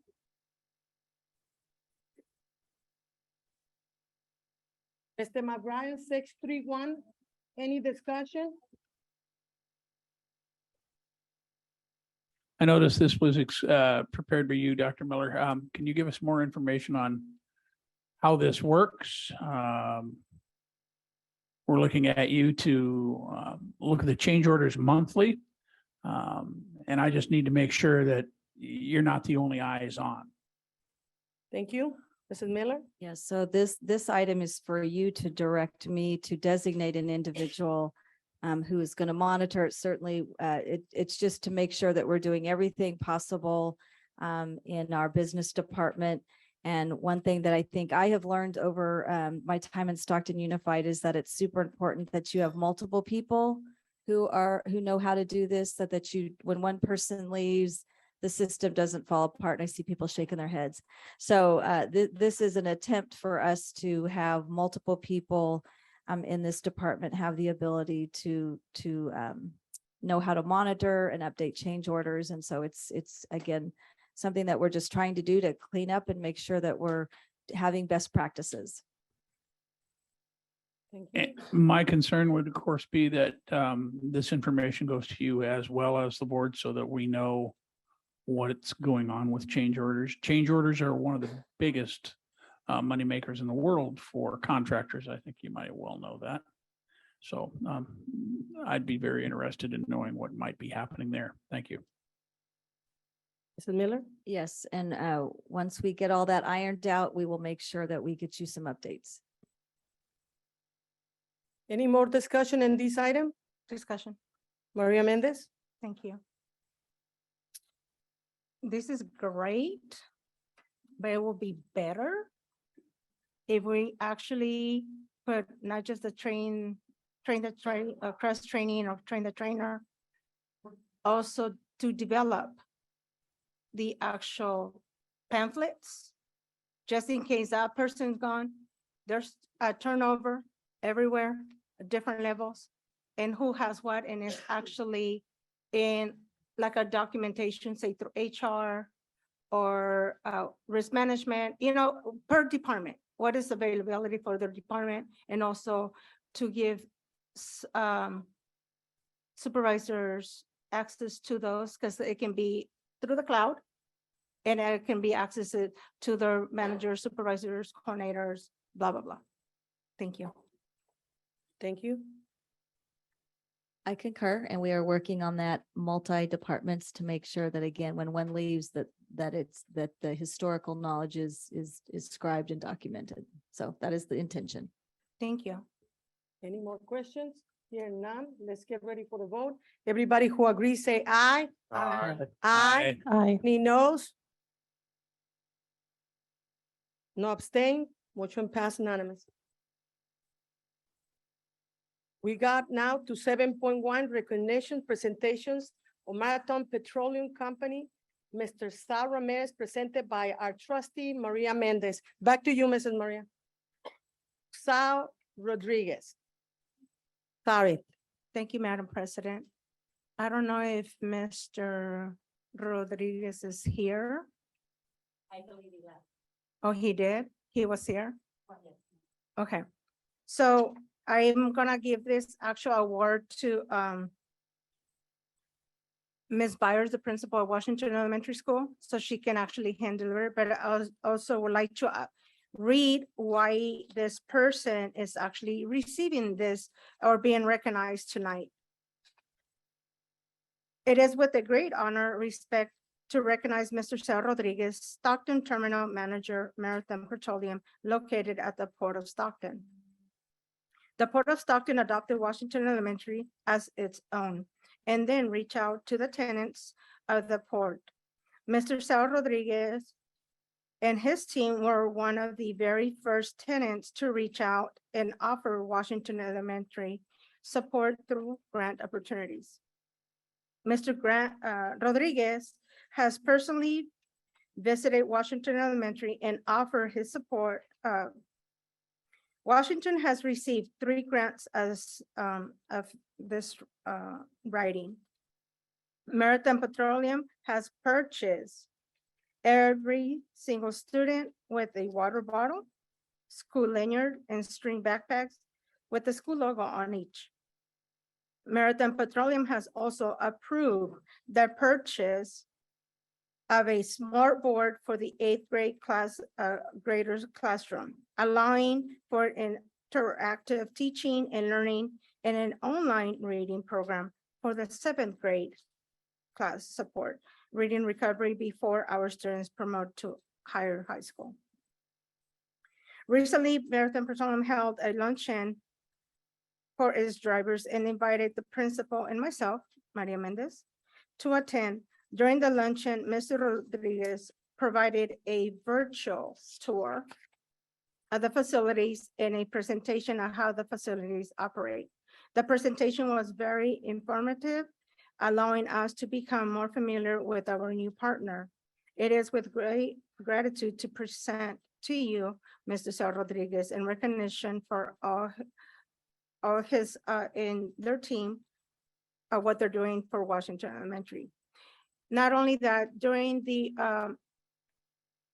virtual presentation or tour that he gave us, he also mentioned that how important it is for Washington Elementary School to be tied in with the Port of Stockton 911, And I don't know if Mr. Omni is here, because if something goes caboose and up into smokes, it's gonna affect that elementary school. Because there's different chemicals. There's actually gas, which the gas is worse than actually, the fumes are actually worse than actual gas when it comes to the fire or explosions. So hopefully that we can actually vet through that and actually connect with Port of Stockton to help us with that, Ms. Byers. An update on that, Mrs. Catherine Byers, you can come into the podium and Maria Mendez can come in and take a lovely picture, for your school and representation. So an Thank you. update on the 911 portion, just like we have 911 on our phones for the school district on lockdowns and things. The Port of Stockton has connected Brian Biederman, myself, and Marcus Omlin to their 911 system. So if the port and any of its tenants did have any type of hazmat spill, air release or anything, we will be notified immediately. Thank you for the update. So Ms. Byers, I am gonna give you the certificate so Mr. Rodriguez can come and pick it up at Washington Elementary School. Thank you so much. Thank you. And just let everybody know that they have been so generous already. We received $2,000 for the sport water bottles, lanyards, and string backpacks. The technology they provided. So we are blessed, and Sal just let me know that we'll probably receive quite a bit. So anyway, when we're going to kind of do a big fanfare at Washington. So when we do, I'll make sure I invite Superintendent Miller and our board if you want to attend, but we're really excited. Sylvia Cantu's hiding back there, but is truly her connection. She's been at Washington for 32 years, has kept the communication going. When I arrived there 2 years ago, connected me with the port. I can tell you the management team at the port and the tenants have reached out to us and has been really kind, generous in their donations. And it's my understanding that our school district is now connecting with the port and the business alliance. So it's very exciting to have them with us. Thank Thank you for your time. Now we go to the next item.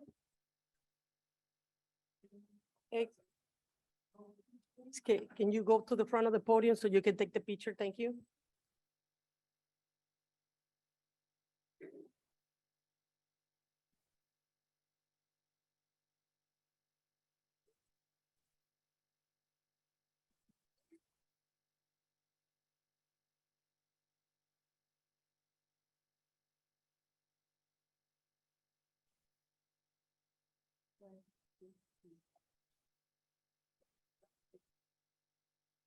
Thank you.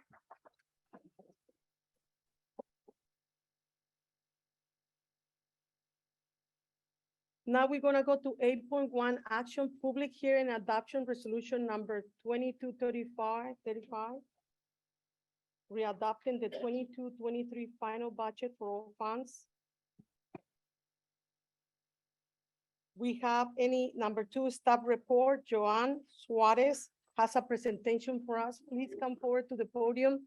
Thank you for coming and giving this presentation to us. Thank you.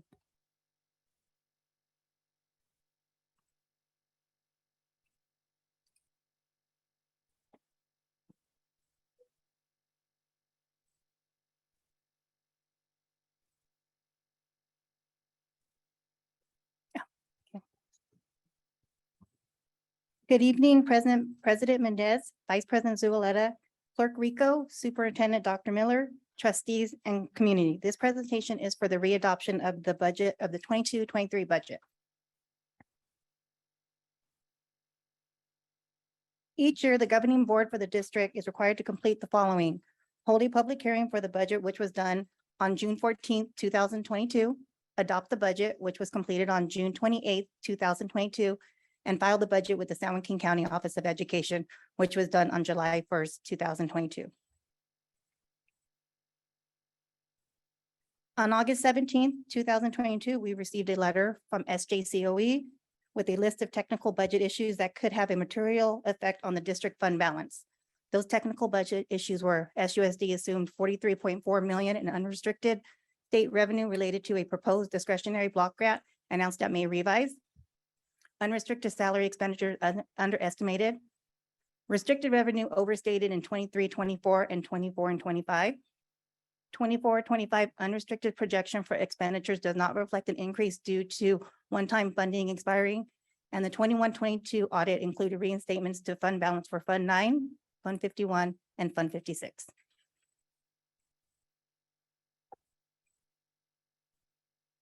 In the May revise, the governor proposed a discretionary block grant, which would have provided the district with an additional 43.4 million in dollars to unrestricted. SJCOE advised districts not to include the proposed funding from the May revise in their budget, but only to speak about it during their budget presentation. SUSD included the funding in the revenue for the 22-23 budget. When the state budget was enacted, the proposed additional funding to unrestricted changed to a smaller restricted funding, which required a plan for spending. The above chart shows the decrease of 43 million to state revenue. So what that means is the 43 million was never happening. We shouldn't have included, it was just a proposal that was done at May revise. When they speak in May revise, they only talk about certain funding that may come to light. This one didn't come to light, so we should have never included to our budget. Kind of like if, don't count your chickens before they hatch, this egg didn't hatch. So we had to reduce the funding from this.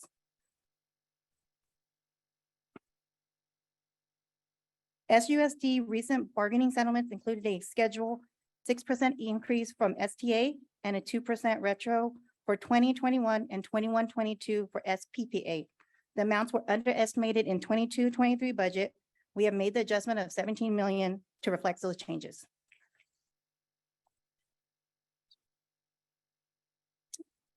Multi-year projection.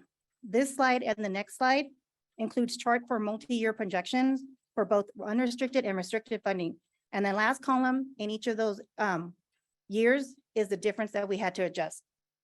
Working with SJCOE, we determined our restricted revenue for 22-23 was not overstated.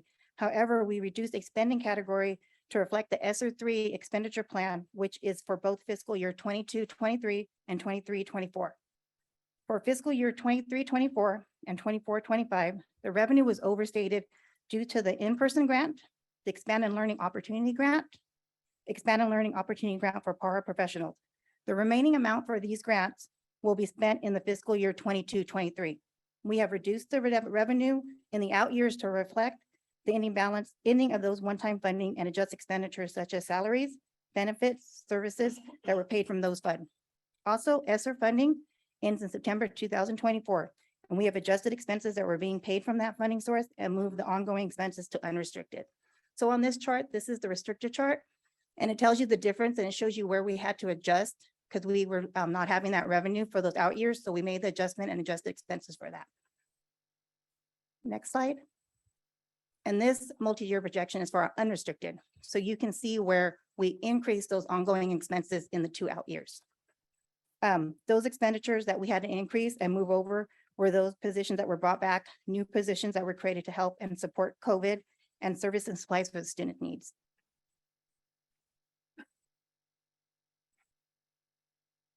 Each year, an audit is required to be completed for the districts. SUSD 2020-21 audit was released in April 2022 and included reinstatements to fund balance for Fund 9 charter schools, Fund 51 bond interest and redemptions, and Fund 56 debt services. The reinstatements were not posted in 21-22 to reflect the change in fund balance.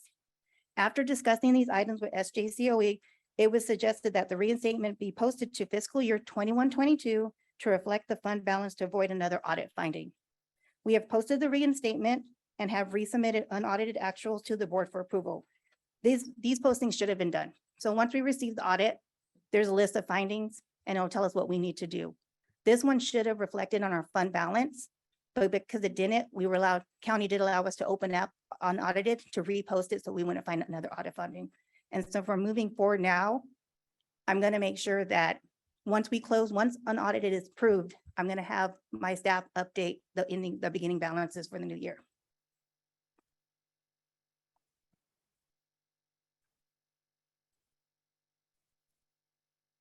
So Ed code requires the minimum recommended reserve for economic uncertainties for each fiscal year and the combined assigned and unassigned ending fund balance that are in excess of the minimum recommend reserves be identified in the budget and a statement of reason for the fund balance. The reason for assigned and unassigned ending balance form was not included in the June 28 presentation. We are providing the form with this budget presentation. So if you look, I don't know if you guys can really see that, but if you look on the out years and this year, so 21, 22, 23, 23, 24, and 24, 25, you can see that we still meet our 2% reserve that's per CDA. And if you go down to the bottom, you can see that we're also meeting our 8% that was a resolution from the board to keep. Yes, so it's a total of 10%, 2% that's required by CDE, and the 8% is a resolution from the board.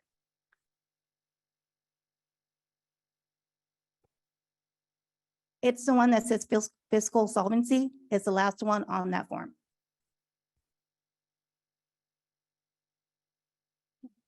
Yeah.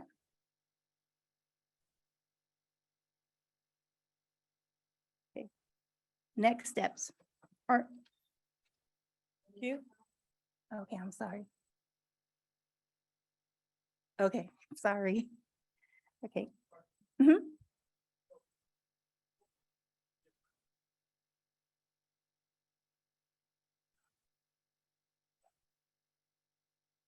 This budget was, we did reduce the 43 million that was stated in the state revenue. The 43 million, because that was just a proposal that was done at May revise.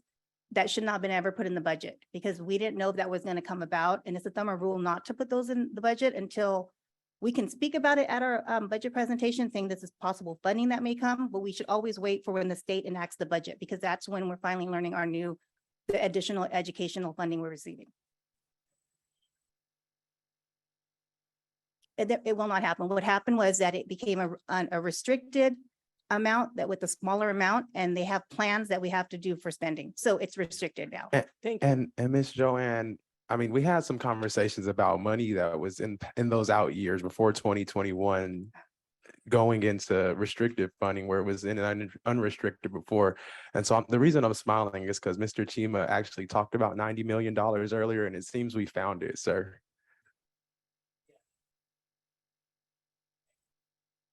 Thank you, Joanne. You can continue. I just wanted to say thank you, Mr. Chima, for bringing our attention to that. You've been working really hard, sir. Next steps are we're going to update the budget to reflect the 45-day revision. There were two funding opportunities that actually became in place when the state budget was enacted. The first one is the increase to LCFF base grant funding by 6.28%. That's going to give us an increase to our unrestricted by 38 million. The next one is expanded learning opportunity program. That's different from the grant. There was two funding sources. This one's for programs and a special ed base increase. That's going to give us a increase to our restricted funding by $20 million. And then the next step would be the updated budget to reflect unaudited actual fund balances. This is kind of what I was speaking about earlier. When we do budget development, we have to create a estimated budget, which that does is estimated actuals, I'm sorry, is we estimate what we think we're going to end that fiscal year. And then we get our ending balance from that. We use that ending balance as our beginning balance for the budget. And that's what we create our budget off and with additional funding that we're going to receive. So when we did estimated actuals for budget this time, we had unrestricted ending at 130 million. We actually ended at 161 million. So what we're going to do now is go into our beginning balance for this year and adjust it. So we're adjusting it by $31 million.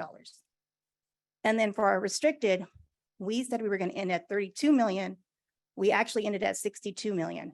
So we're going to go into the restricted side and increase the beginning balance by 30 million.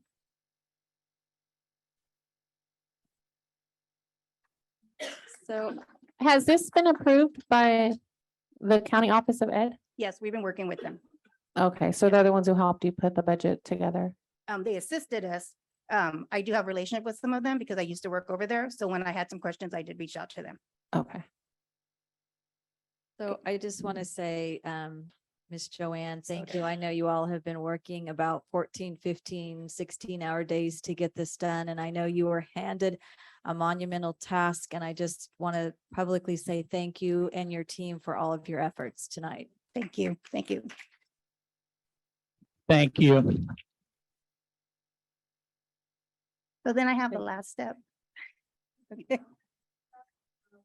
Align budget to first interim. We're going to work with our sites and departments to correctly align budgets based on their needs. And then there was two additional funding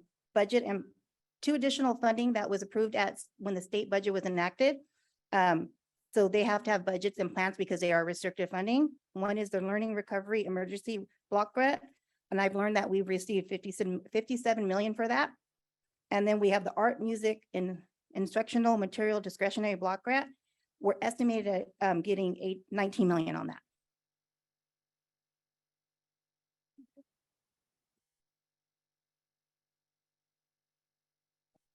So in conclusion, my team and myself made the technical budget corrections per the letter we received from SJCOE. As shown, we are still maintaining the 10% reserve for the next 3 years. We will continue aligning our budgets to help assist our sites, departments, and students. Thank you. Thank you, Mrs. Joanne. I know you were gonna put it together to clear the record on And this district. And it wasn't just me, it was my staff. They did an awesome job. Thank you to all. All of us jumping in to get this To done. everybody to clear the Amazing record. job.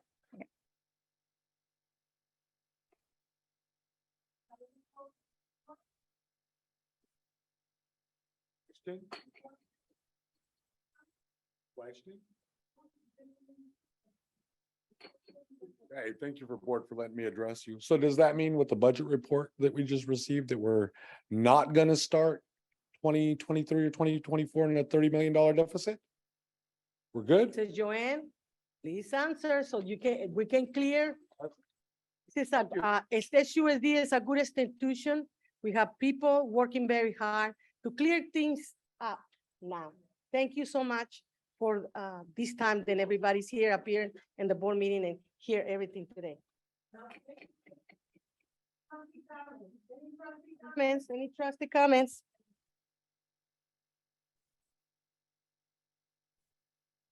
Take none. I'll start off. Hey, Mr. Escama Brian. I've been out and about, being that it's an election year, and I have to tell you, it is great getting outdoors, working with my kids, working with my family, and seeing the public. And I got to let you know, almost everybody I talk to loves their school, loves their kids' teacher. They love their kids too. So there's good news out there, and I can give you good news, even though it's at one of my competitors' schools. However, not necessarily a competitor, but I got to say, our schools, I'm very proud to be a parent of an SUSD child and proud of the work we're doing. And we have a long way to go, yes, but it's been a great pleasure. And thank you. And thank you to the public. Any more comments from the trustees? Is this regarding the presentation? You can answer the question right now. Do you need somebody on the podium? Nope. I just want to comment and say that I am very leery of the presentation. It's not something that I can completely trust, just because all of us sitting, we're going to get a new presentation when we've been asking for this for a long time. And where did this money come from all of a sudden? And so it's very easy to put charts up there and give numbers and give information, but I'm going to hold my decision until I get a confirmation from County Office of Ed, because I just trust them more than what I've been able to trust of this district leadership lately. And everybody else can smile and laugh, but that's fine. I'm still going to voice my opinion and make sure that we are watching every dollar. Thank you. Anybody else have any more comments? Before we close, I would like to thank you, Joanne, for working with the county and everybody that you know. Thank you so much for the updates and everything, and good job. So, Maria Mendez? Thank you. My question is, due to the governor's budget, because I did attend the actual virtual presentation that they gave us at the state level. It's not CSBA or anything like that. there's a lot of requisites that the district has to do in order for us to recover some of this money. Come up with a plan. Bring it to the board for approval, but learning recovery emergency block, those are just grants. This is not the actual money for absenteeism, the COVID-19, correct? Are we gonna be seeing those agenda items come forward in order for our district to submit the paperwork and ask for the money? Mrs. Joanne, can For please you the respond learning to loss? Maria Mendez's questions She's about your responding to a budget point of report? order. Thank you. Is this for the learning loss and the art and music? No, it's actually our former interim superintendent had given her copies of the actual governor's budget, and she did give it to the our cabinet. And I don't know, you actually have a copy of that yourself as your interim. You were not here, it was before your time. I'll get that information from Dr. Barrett and I'll look over that to make sure that we apply correctly so we can receive that funding. Oh, most definitely. We don't want to miss out because I think there's a time frame on some of the stuff. Thank you. Any more comments? Hearing none, let's get ready. Vote. Everybody who agrees, say aye. Madam, motions. We need motions. So I'll make a motion to adopt this resolution and accept it, Madam President. Let's get ready for the vote. Everybody who agrees, say aye. Aye. Aye. Aye. Any abstains? No. Abstain. Abstain. Thank you. We have abstain Flores and Maria Mendez in the budget. 5 to 2 noes. Motion passed. 2 abstain and 5 agree. Thank you. Now we have 9.1 of second reading of board bylaws 9323 meeting conduct. We need a first and a second. I'll do the first. I'll second. Thank you. Any discussion on this item? Discussion? Flores?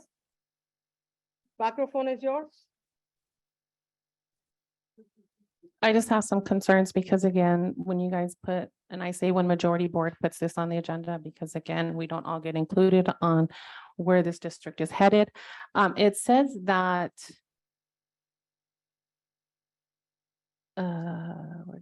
yes, I did. That's why I'm going to it. I got to find the paragraph. Thank you. Says by 2/3 vote of trustees present after each trustee has had an opportunity to speak on an agenda item at least once, the board may adopt a motion to call the question or close debate on an agenda item. A motion to call the question or to close debate shall not be subject to discussion. So that means that as we're up here and as board members, we're only going to be allowed to ask one question. Our president, as already per past experience and past meetings, will shut us down after the first question, which then prohibits the public from being able to hear a full-on discussion about important items on the agenda. So I just want to point that out because that's the way the history of this current leadership has been. So President, thank you. Dr. Lipton, I'm looking at the red line version. It seems that the only thing that was changed was the date that this was adopted. I'm not talking about the date. I'm talking about the language in the policy. Once again, I was just asking about what was changed in this version, and what I was understanding is the only thing that we are seeing changed in this version is the date. There's no other changes to the clean or the red line copy. I can respond to that. I can respond to that question. Actually, there is one minor addition to the policy, which is redlined. If you look at the red line version, it's at the bottom of this blue. Well, yes, that's right. It's correct. It's the blue language at the bottom of page 2. Just allow, and the change gives extra time to public speakers that are not English speaking, and that's the revision. Thank you, Dr. Lipton. Thank you, Mr. Lipton. Any more questions? Here none, get ready for the vote. Everybody who agrees, say aye. Aye. Aye. Any abstentions? No. Noes? We have 5 to 1 noes. 1 absent. Thank you. Now we go to 9.2, approval first reading to revise administrative regulations 1312, uniform complaint. We need a first and a second. First, I'll do the second. We got a first and a second discussion. Anybody have a discussion in this item? Here none, let's get ready for the vote. Everybody who agrees, say aye. Aye. Aye. Any noes? No. One is, what is it? Yeah, thank you. 5, motion passed. 9.3, approval first reading to revise exhibit E, 1312, Fort Williams uniform complaint. We need a first and second. I'll do the first. Second. We got a first and a second. Any discussion? Here none, let's get it ready for the vote. Everybody who agrees, say aye. Aye. Aye. Abstain. And one abstain, and motion passed to 5, 1 abstain, and 1 no. 1 absent. At the next one, we go to 10.1, board committee reports.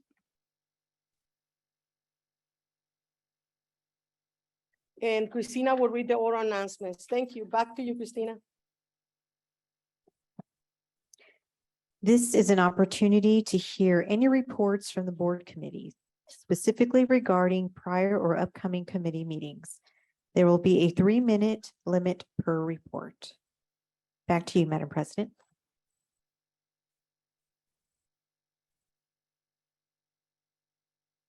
Thank you.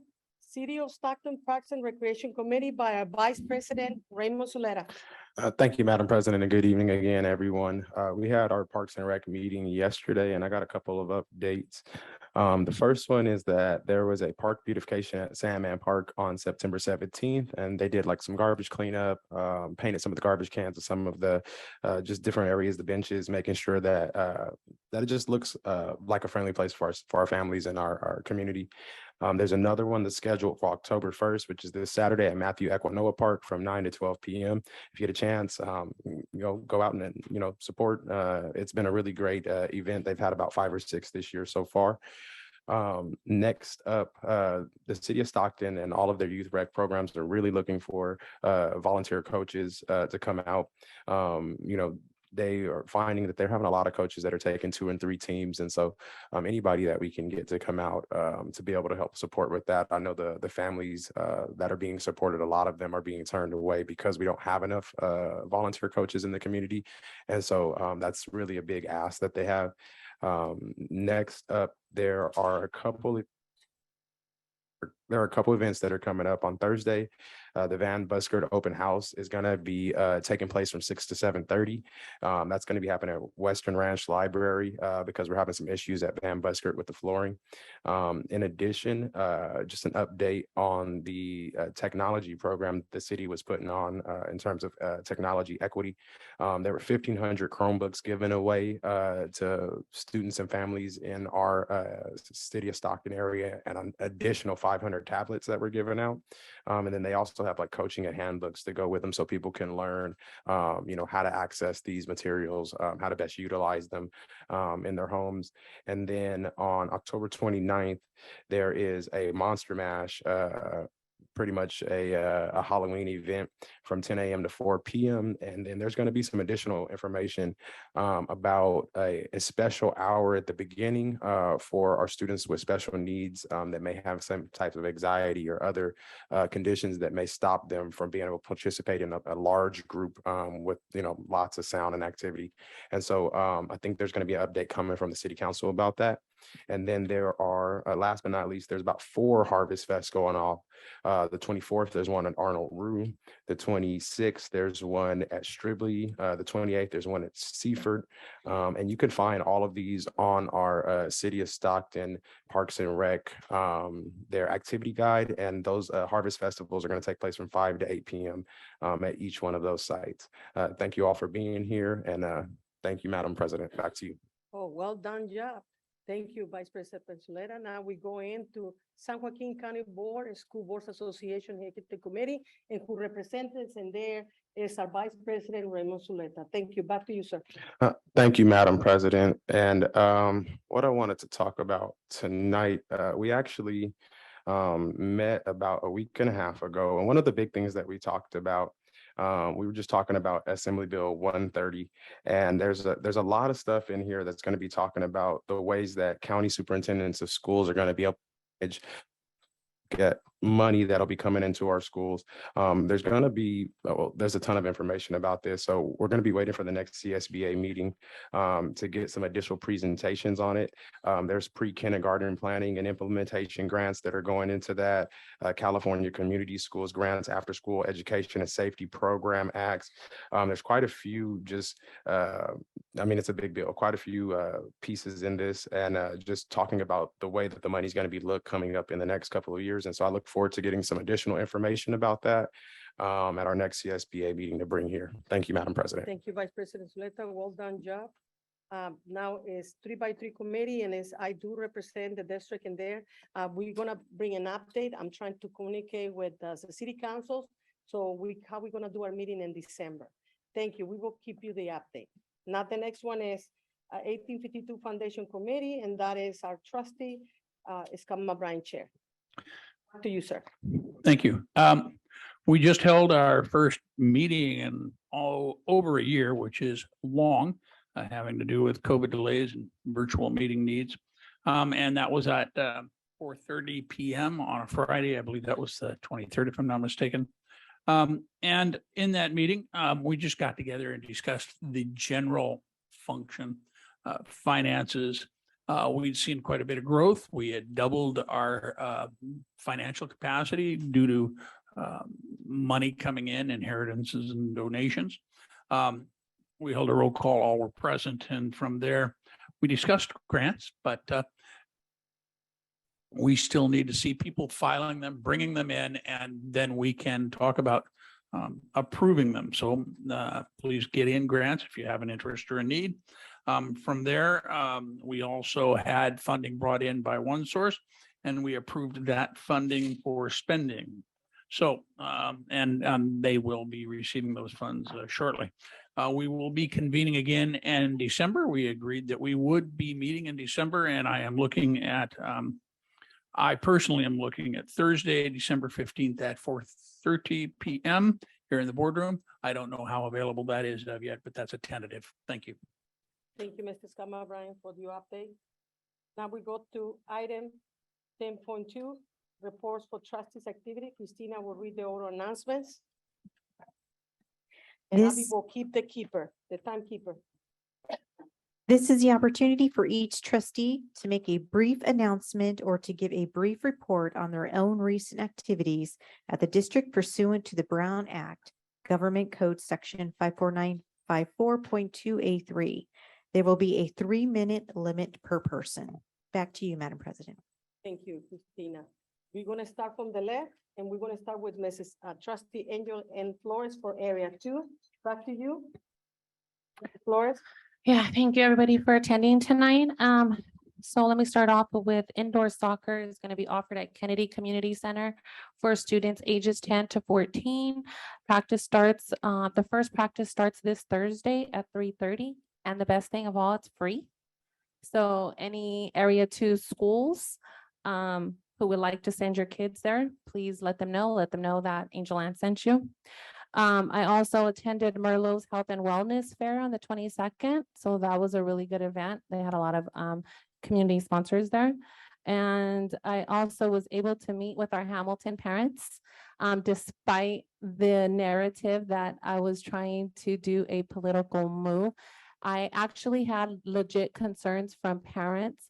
I've already talked to the associated departments who those concerns are about, but a lot of them have to do with bullying at the school and an opening up of another 4th grade classroom because it seems to be overwhelmed. I did explain to the parents that there's a process, and so they are willing to go through that process to be like a mediator in between to make sure that all of those are happening. Also, there was a student over at Chavez who was pulled into the office and told not to come to the school board meetings because she was addressing her concerns as a student, and the principal told her not to come to the board meetings because she's making the principal look bad. So whoever's in charge of the principals and whoever's in charge of Chavez School, please have a conversation with your new principal over there and let her know that she is violating a student's right to public speech and to address her concerns. Also, for those in the audience who have been paying attention to our legal counsel and the way we have been receiving direction, I'd like to give you the information. Please take this address down. It's 343 East Main Street, Suite 408 in Stockton, California. Their phone number is 209-948-0125. Their email address is sjcbar.gov. I suggest we start reaching out to the State Bar Association and placing complaints about our legal counsel, who is giving These don't have nothing to do with uh, the 3 minutes. You know advice. this is wrong. Also, I That is also, wrong, you do it. you're interviewing. Can I It get is my wrong. minutes back? It is wrong. You know that- Can I get my minutes Don't back, be- we please? don't- We don't do that, you know that. Can I get my minutes back?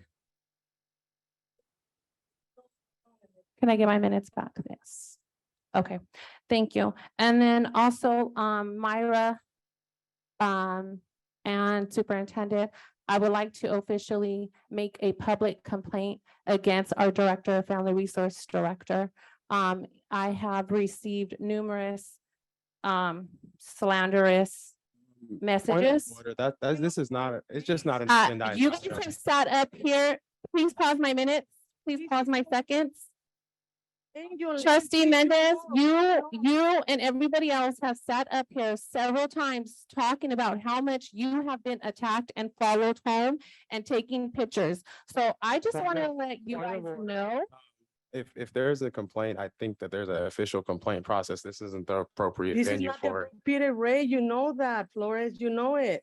You've done that several times. So I just want to let you guys know that these are the types of emails and information or things that I'm getting. It says, rethink your choices, ma'am, way too grown. You're an extremist. Everyone knows you won't get voted. Another one that I got on an email. Oh, there's another one. This disgusting ass bitch is still on the school Cannot be board, talking that even way, though she but has it's a abused her political stuff, position. it's not for here. Please, I'm begging you. Flores. Also, I received an email that says you suck and go to hell from an email that says fuck you at gmail.com.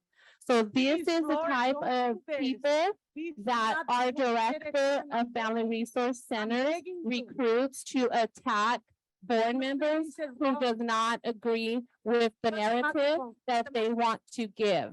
So I am making it public that I want to make an official complaint. Thank you. Trustee Flores, hopefully you didn't refer to, because there's two trustee Mendez. My name is Maria Mendez. Trustee Cecilia Mendez, thank you. for Thank you. clarification. Make sure then that is put in the minutes and make it sure then it's right in. Thank you. Dr. Miller, I'm trusting that you will help me in making that formal complaint. Please. And Miss It's Chief a point of order. Myra, I will be expecting a report to be made. Thank So, you. point of order, Dr. Miller, I'm sure we all know that the complaints have to be received in writing, so.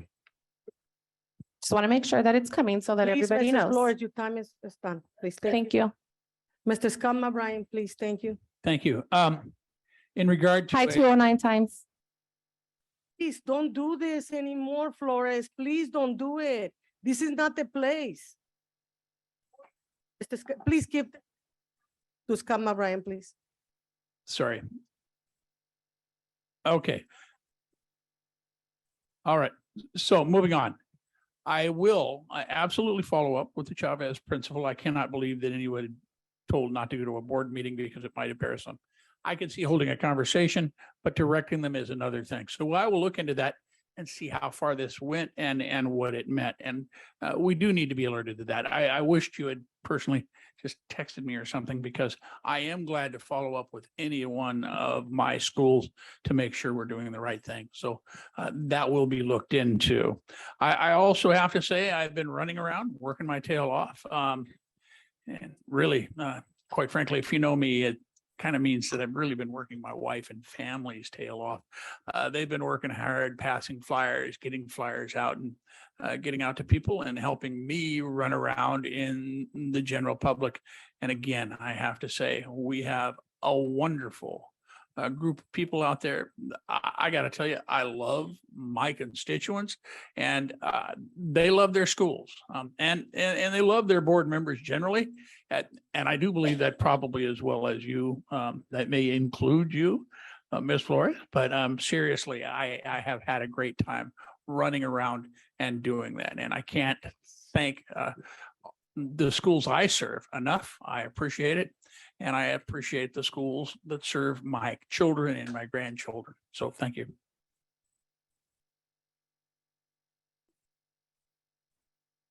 Thank you, Mr. Scama Ryan. Now will be our clerk, Alicia Rico. Microphone is yours. Good evening to all of one who attended this meeting today and this show. We're forgetting about the purpose to be in here today.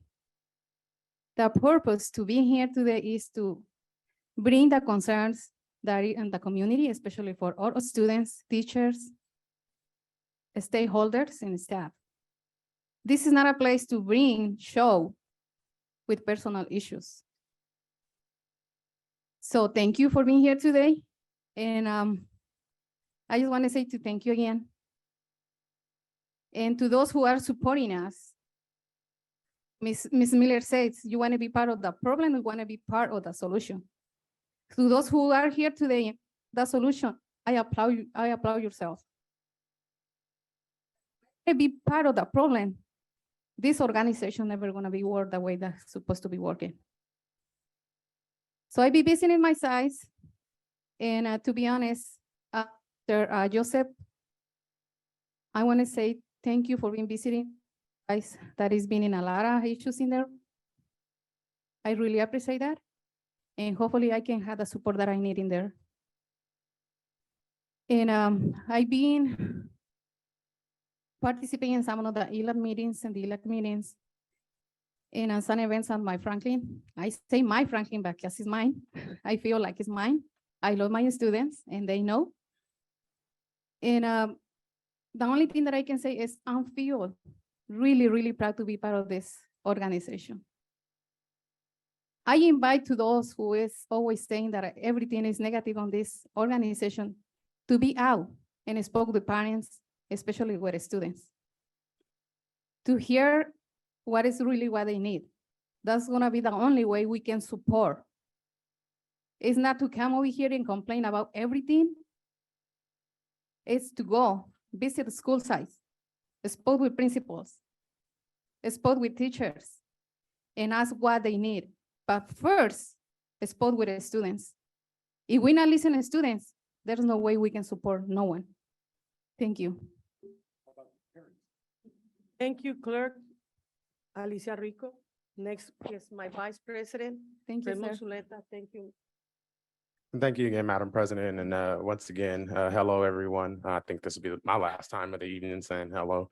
Over the last couple of weeks, I spent quite a bit of time just out in the community, whether at football games, Edison and Franklin, homecomings, Pop Warner, football on Saturdays, just really ingratiating myself with our students and our families in our community that we serve, whether we're serving them in our schools or outside of our schools, whether we're serving them during the school week or we're serving them in our school district outside of the school week. Whether we notice or not, quite often they don't leave. They're with us all the time.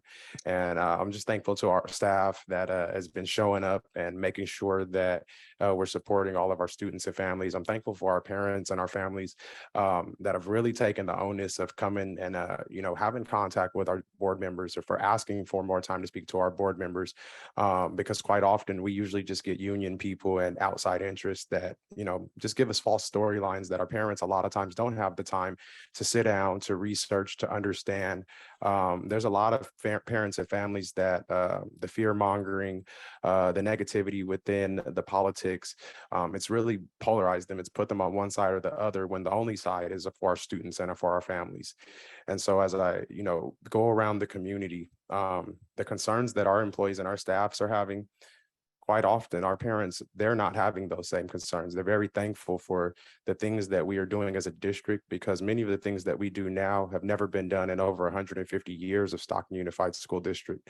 And for me, I have to say thank you to every one of our faculty and staff, our parents and our students, even the people who come with their negativity, because it just pushes the rest of us to continue to be creative, to use our imaginations and to bring to fruition the access, the equity, and the fidelity that we need to be able to continue to make our city better. So I just want to say thank you again for continuing to work hard through these polarizing times.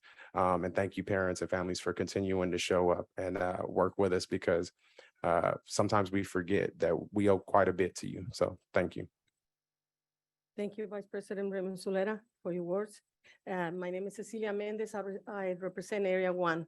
I have been in the park, in McKinley Park, and several parks, even across the street from Alpine Park, meeting with parents, having coffee, having, just a coffee and a donut.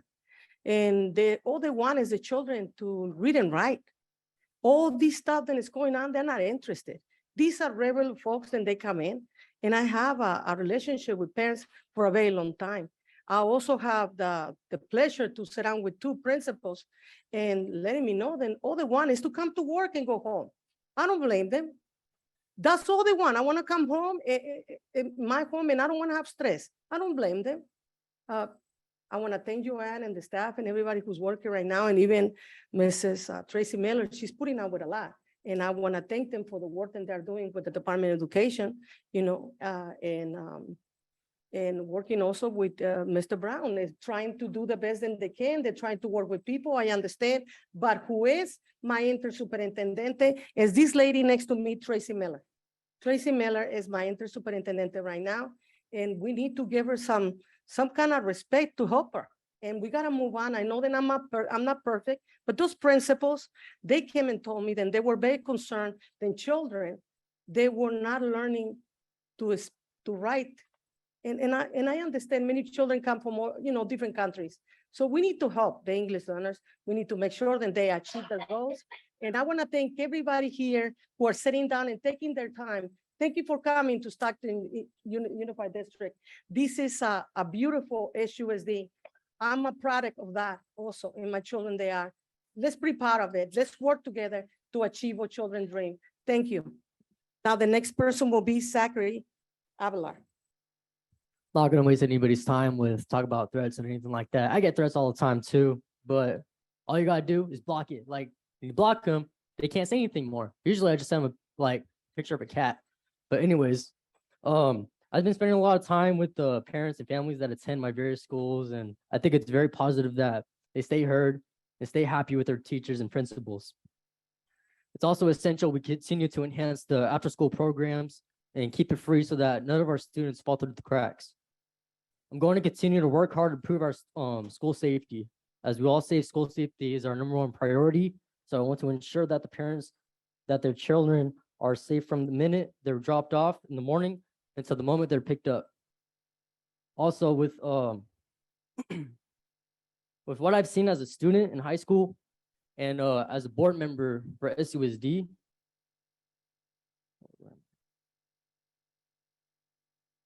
I've always believed that teachers aren't fully noticed for their extremely hard work that they go through every day and every year, as many of them are always doing more than what's expected. And when I'm very appreciative of that, even when I was a student.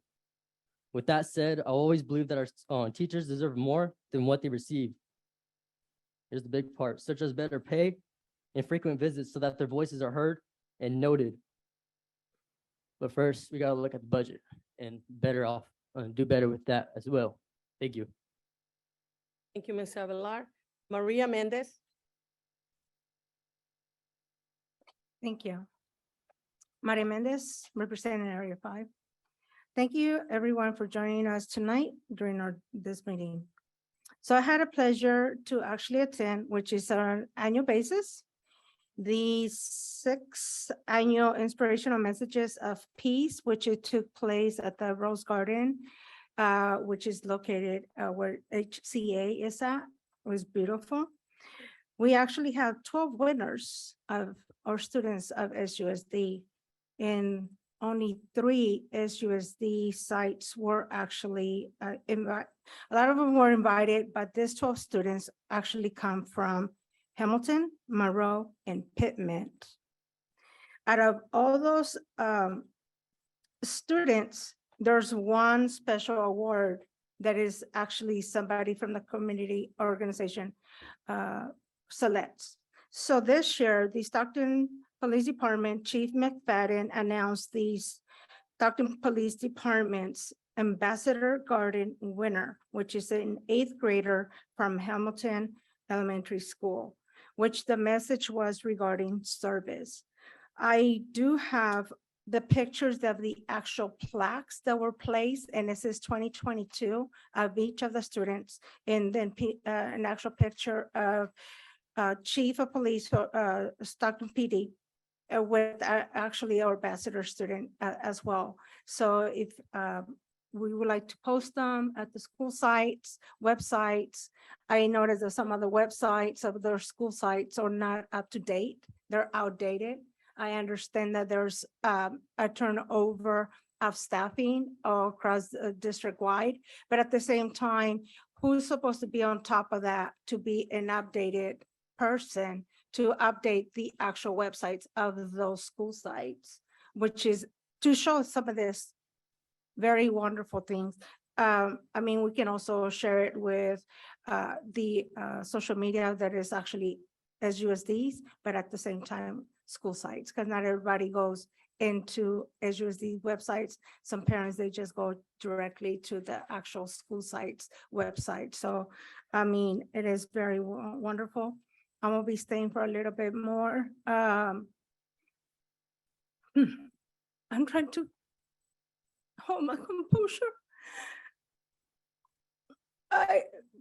When I left earlier, my mom had called me that one of her family members had passed away. I'm just trying to keep it together. I know Dr. Miller, after closed session, she asked me, and I was about to just burst out. So thank you for being here tonight. Thanks. Thank you, Ms. Maria Mendez. No, I would like to continue just with this area, section 10, then I can actually just. Thank leave. you. Thank Now you. we have item 10.3. Approval of resolution 2229, resolution trustee Maria Mendez compensation for missed a special board meeting. I need a first and a second. I'll first. Second, Thank you. Now we can open it for discussion. discussion. Discussion ready? Maria Mendez? As this agenda item, it also states there is actually because due to the hardship. My hardship is I do have a job. I've been having that job for 15 years. And moving and bringing special board meetings earlier and earlier is very, very difficult to attend. Not only that, but at the same time, there was actually a phone call. Not all the time regarding special board meetings, if we're able to attend, yes or no. But I do have a couple questions. Dr. Lipton, how long have you been the board legal counsel? It is relevant, and I would like to make a point of it. Mr. Lipton? Trustee Mendez, I don't recall exactly. It seems like it's been about 2 years. Okay. Out of the 2 years, as one of our public comments members stated, different dates, different times, special board meetings, regular board meetings, that those resolutions never came forward to this board. Why not?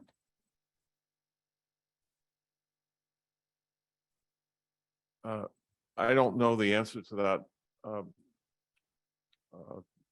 Trustee Mendez, I don't know why they didn't. And the resolution is not required to come to the board, but it's only required in order to have the trustee receive their full compensation.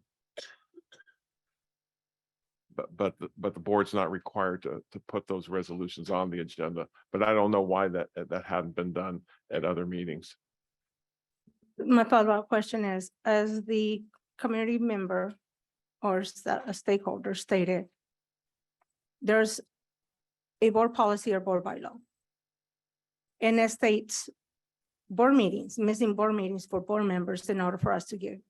The language is there. I don't need to go into detail. Even within your 10-year time, no resolution came forward for a special, especially board, for a special board meeting that was missed by a trustee. This is the first time I've seen it. There's actually 2 tonight.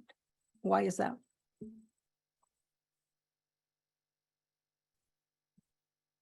I can respond to that to the Yes, extent I sir. You can. can respond.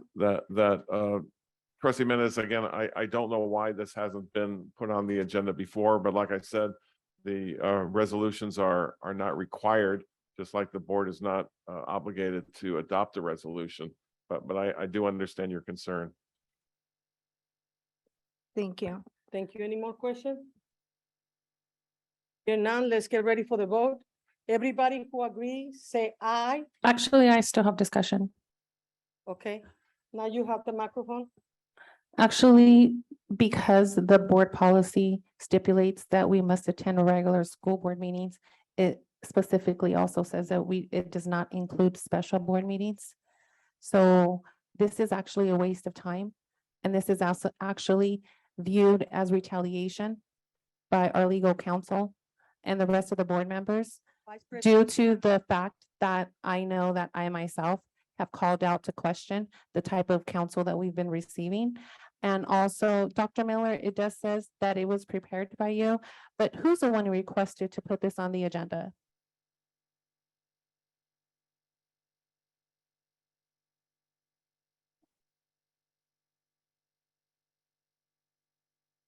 You need somebody else to respond? I can't recall.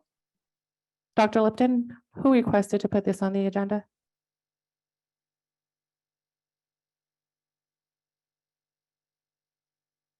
Trustee Flores, I don't know who requested to put on the agenda, but the resolution, in my view, is legally proper.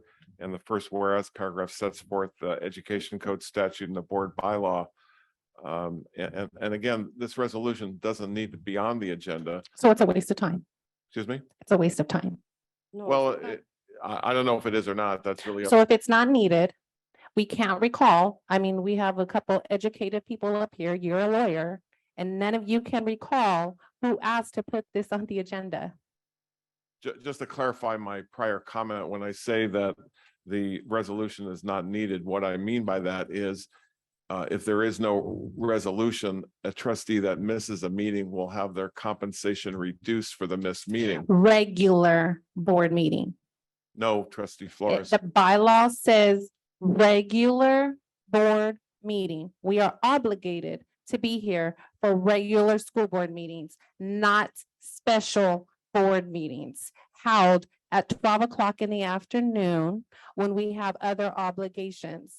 We received 2 phone calls letting us know about this meeting, and I'm sure Maria Mendez and I advised that we had other obligations. When I asked why we were having this meeting at noon instead of an evening time when public can attend, I was told that there was going to be a meeting in the evening where our superintendent was going to be at a school site, and that's why we were not able to have it in the evening. So that's not our fault that we can't make it to a non-public invited accessive meeting when we have other obligations.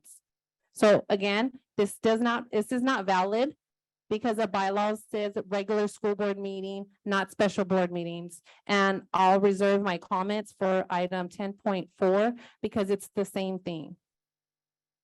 Thank you. Scott McBrien, Scott McBrien. as you read this, we can read it straight from Ed Code 35-120 pursuant to board bylaw. If a member does not attend all board meetings during the month, she is eligible to receive only a percentage of the monthly compensation equal to the percentage of meetings attended unless otherwise authorized by the board in accordance with the law. I have some difficulties with that. It was a 1-hour meeting and it was at 12 o'clock, which is very early. and absolutely against my own personal beliefs. But whatever the case may be, we can't just let ourselves off the hook. If a meeting is called, we need to try to come. If we don't do that, we're not going to meet the needs of the kids. In this case, it was a $25 million grant. So the point here is we need to try to make it, if at all possible. I can understand why you might not have been able to make it, and that may have presented a hardship. To me, that is somewhat valid. Nonetheless, we need to make and encourage this opportunity to come to these meetings, or you should get docked. And I have a hard time docking you for a whole meeting when it's a 1 hour meeting. That's a little bit of a problem for me as well. I think it perhaps should be a percentage, but that's not what this says. Nonetheless, 12 o'clock, very early, short notice. I understand the situation. Thank you, Mr. Scott. And are we going Excuse to, me, I'm next, I'm next. are we going to be putting I'm next. please. our other trustees who did not make the meetings on here as well? Thank you. I No? was next. No? Thank you. I Oh, was next. okay, I didn't think so. Thank you. I was next. Thank you. If there's no more discussion, let's get ready for the vote. Everybody who agrees, say aye. No? Hold on, we are voting to give Please, her compensation. We already voting, Mr. Scott Bryant. You know that we call this meeting because all of us, we have things to do. I want it Thank you. clarified. What are we voting for? To There give is it to- There's a Excuse motion. me, There is a motion and a second on the floor to approve resolution 2229. It's to that pay resolution says compensation. we're going to pay her or not? Yes, yes, Okay. sir. A yes vote is to compensate. Thank you. Everybody who agrees, say aye. No. Aye. No. Aye. Everybody who oppose? No. Abstain. I'm saying. Abstain. Thank you. It's okay. But Now we Rico, go- Rico missed about 3 meetings and not one of those meetings that she missed came up for a board resolution. So I just want to point that out. You keep lying. How a liar you are, for reals, man. The public can go back to those board meetings and see when you were Yes, not you guys here, can and go. they can You have the also go minutes. back and see when you were put on the agenda. For the only one that I missed, I had Dr. No, that you guys want to see it. I can provide to you guys. Madam President, can we please clarify who abstained, The who 3 yay? abstentions are Clerk Rico, VP Zulueta, and Trustee Avalar.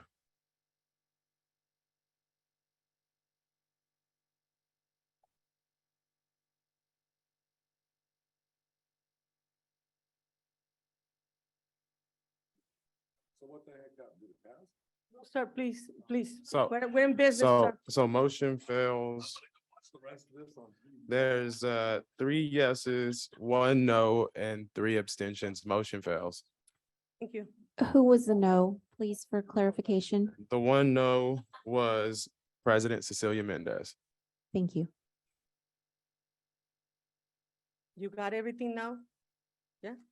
Yes, Thank you. Madam Now we go President, to thank you.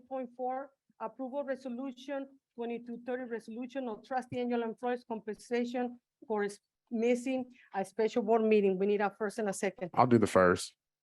Thank you. Second. Any discussion? Discussion. Lawrence, yes, discussion for you? I would like the minutes to reflect that I will be filing a retaliation complaint against our legal counsel and anybody who votes on this resolution, as me pointing out all of the shenanigans and illegal advice that we have Point been of order. receiving. Point of order, I'm just Point gonna of order, say, what am I we- saying wrong? We were just threthreatened for our votes. We're No, ready. no, I'm This letting is you a guys know. completely threatened This is public. Please retaliation. respect that in the record. This We're is completely threatened. retaliation because I'm calling out Point of our order. legal counsel's advice. Point of order, and I'm not asking for it to be on the record. I understand that all things that we would ask to be on the record have been recorded and it could be listened to or watched and heard.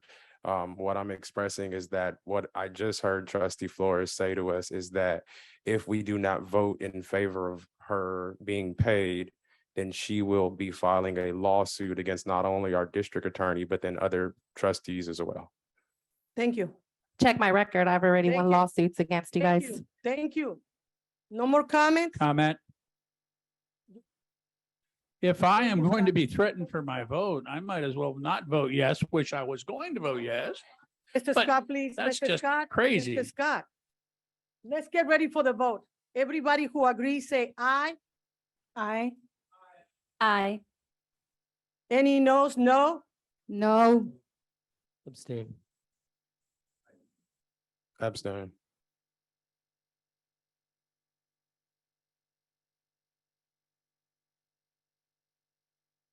Madam President, what was your vote? Is no. Thank you, ma'am. 3 to 2 noes and 2 abstentions. The 2 noes were Clerk Rico and President Mendez. The 2 abstentions were VP Zulaweta and Trustee Avalar. Thank you. Let's move into 10.5, approval of minutes, September 8, 2022, a special board meeting minutes. We need a first and a second. Point of, Let's approve 10.5. Madam 10.6. President, I'm just letting you guys know that I'm actually leaving. Thank you. Thank Yeah, you very it's okay. much. Yeah, thank you. Take care. Take care. Madam bless you. President, I'll motion to approve 10.5 and 10.6 at the same time. Thank you. Thank you. I will second that. Any comments about these items? Here none. Let's get ready for the vote. Everybody who agrees, say aye. Aye. Aye. No. 5-1, motions pass.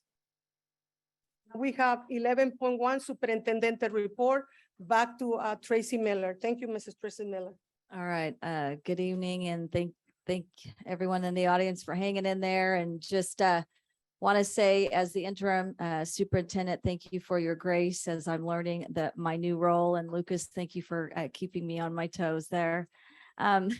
Last week, I do just quickly want to talk about, there was a gentleman in the audience that asked about parent input. Last week, we had Area 3 schools over at Franklin Media Center, and it was a room full of parents, students, and folks at school sites. And we had a pretty in-depth conversation and able to have some tabletop discussions regarding student attendance, school safety, and student connectedness. And so it was a great success. Got some very positive feedback, and we look forward to having more of those in all of the other area schools coming up in the very near future. I'm going to cut it a little short just for the sake of time. One of our goals is decreasing chronic absenteeism and increasing student engagement and decreasing suspensions. I am happy to report that our efforts with our school staff and folks at CWA that we have reclaimed, which means we've got 147 little ones back enrolled back in our school sites, and we are up to about 762 home visits, capturing and meeting with families. As you know, September is Student Attendance Awareness Month. All of the campuses have been engaging in activities to promote positive school attendance. And September, we've already seen a 13% reduction in chronic absenteeism from the same time last year. So we are super encouraged with what we are starting to see. Our fall survey plus surveys closes on Friday, and we are anticipating some positive results as we diligently practice the Purple Lines growth mindset each day. And again, I just want to say to the leaders that are in the room and the leaders that are at school sites and the district leaders that we need to make sure that we stay the course and that we don't get distracted by the adult issues, and that our special interest is our students, and that we stay focused. I know we're tired. We got 4 more days till fall break, Yahoo! But just hang in there. And again, just stay the course. Thank you, Mrs. Miller.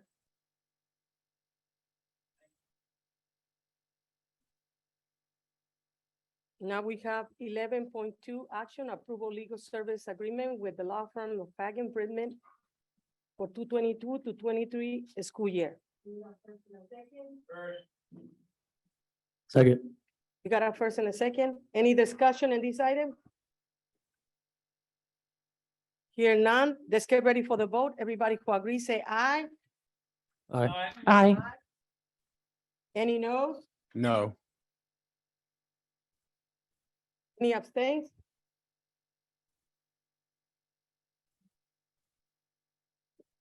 Five to one, motion passed. Now we have 11.3, approval legal services agreement, Lozano Smith Attorneys at Law, 22-23. Need a first and a second. I'll first. Second. Any discussion on this item? Discussion? Yes. Mrs. Flores, the microphone is yours. Isn't Lozano and Smith already on our payroll? Gonna be speaking about this right now, about the law firm, please. Mrs. Tracy Miller is gonna speak up. So this is for some work that they're doing with us, some short-term work. It's been my understanding that they are doing some current work on investigations that they're not supposed to be working on. And I would like to question the relationship that any of these board members have with this law firm. Oh, I don't know. You're laughing, but you guys know exactly what I'm talking about. What- But due to the Brown Act, I can't say. So I'm asking you, do you guys have any relationship with this law firm? I just don't know. I don't even know them. Awful. Oh, I just don't. Trustee Cecilia Mendez, you don't have any relationship or no connections to Lozano and Smith? I don't know. I You don't know have to these answer. people.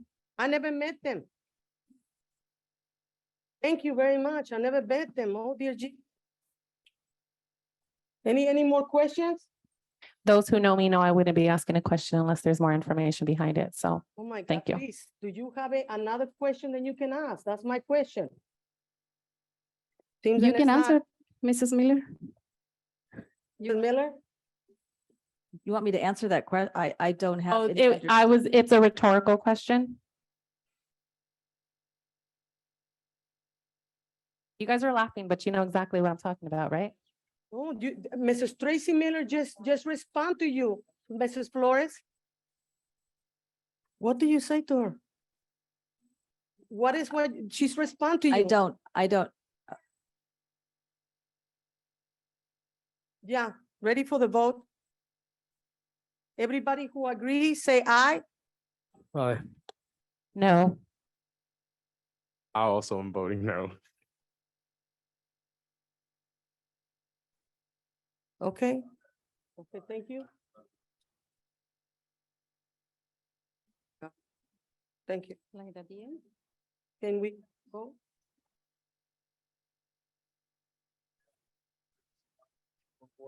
We got 4 yes.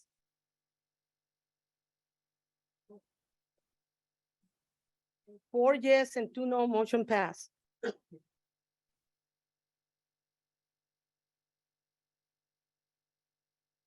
Now we have 12.1, approval amendment agreement to furnish consultants between Stockton Unified School District and the Achievement Via Individual Determination Avid.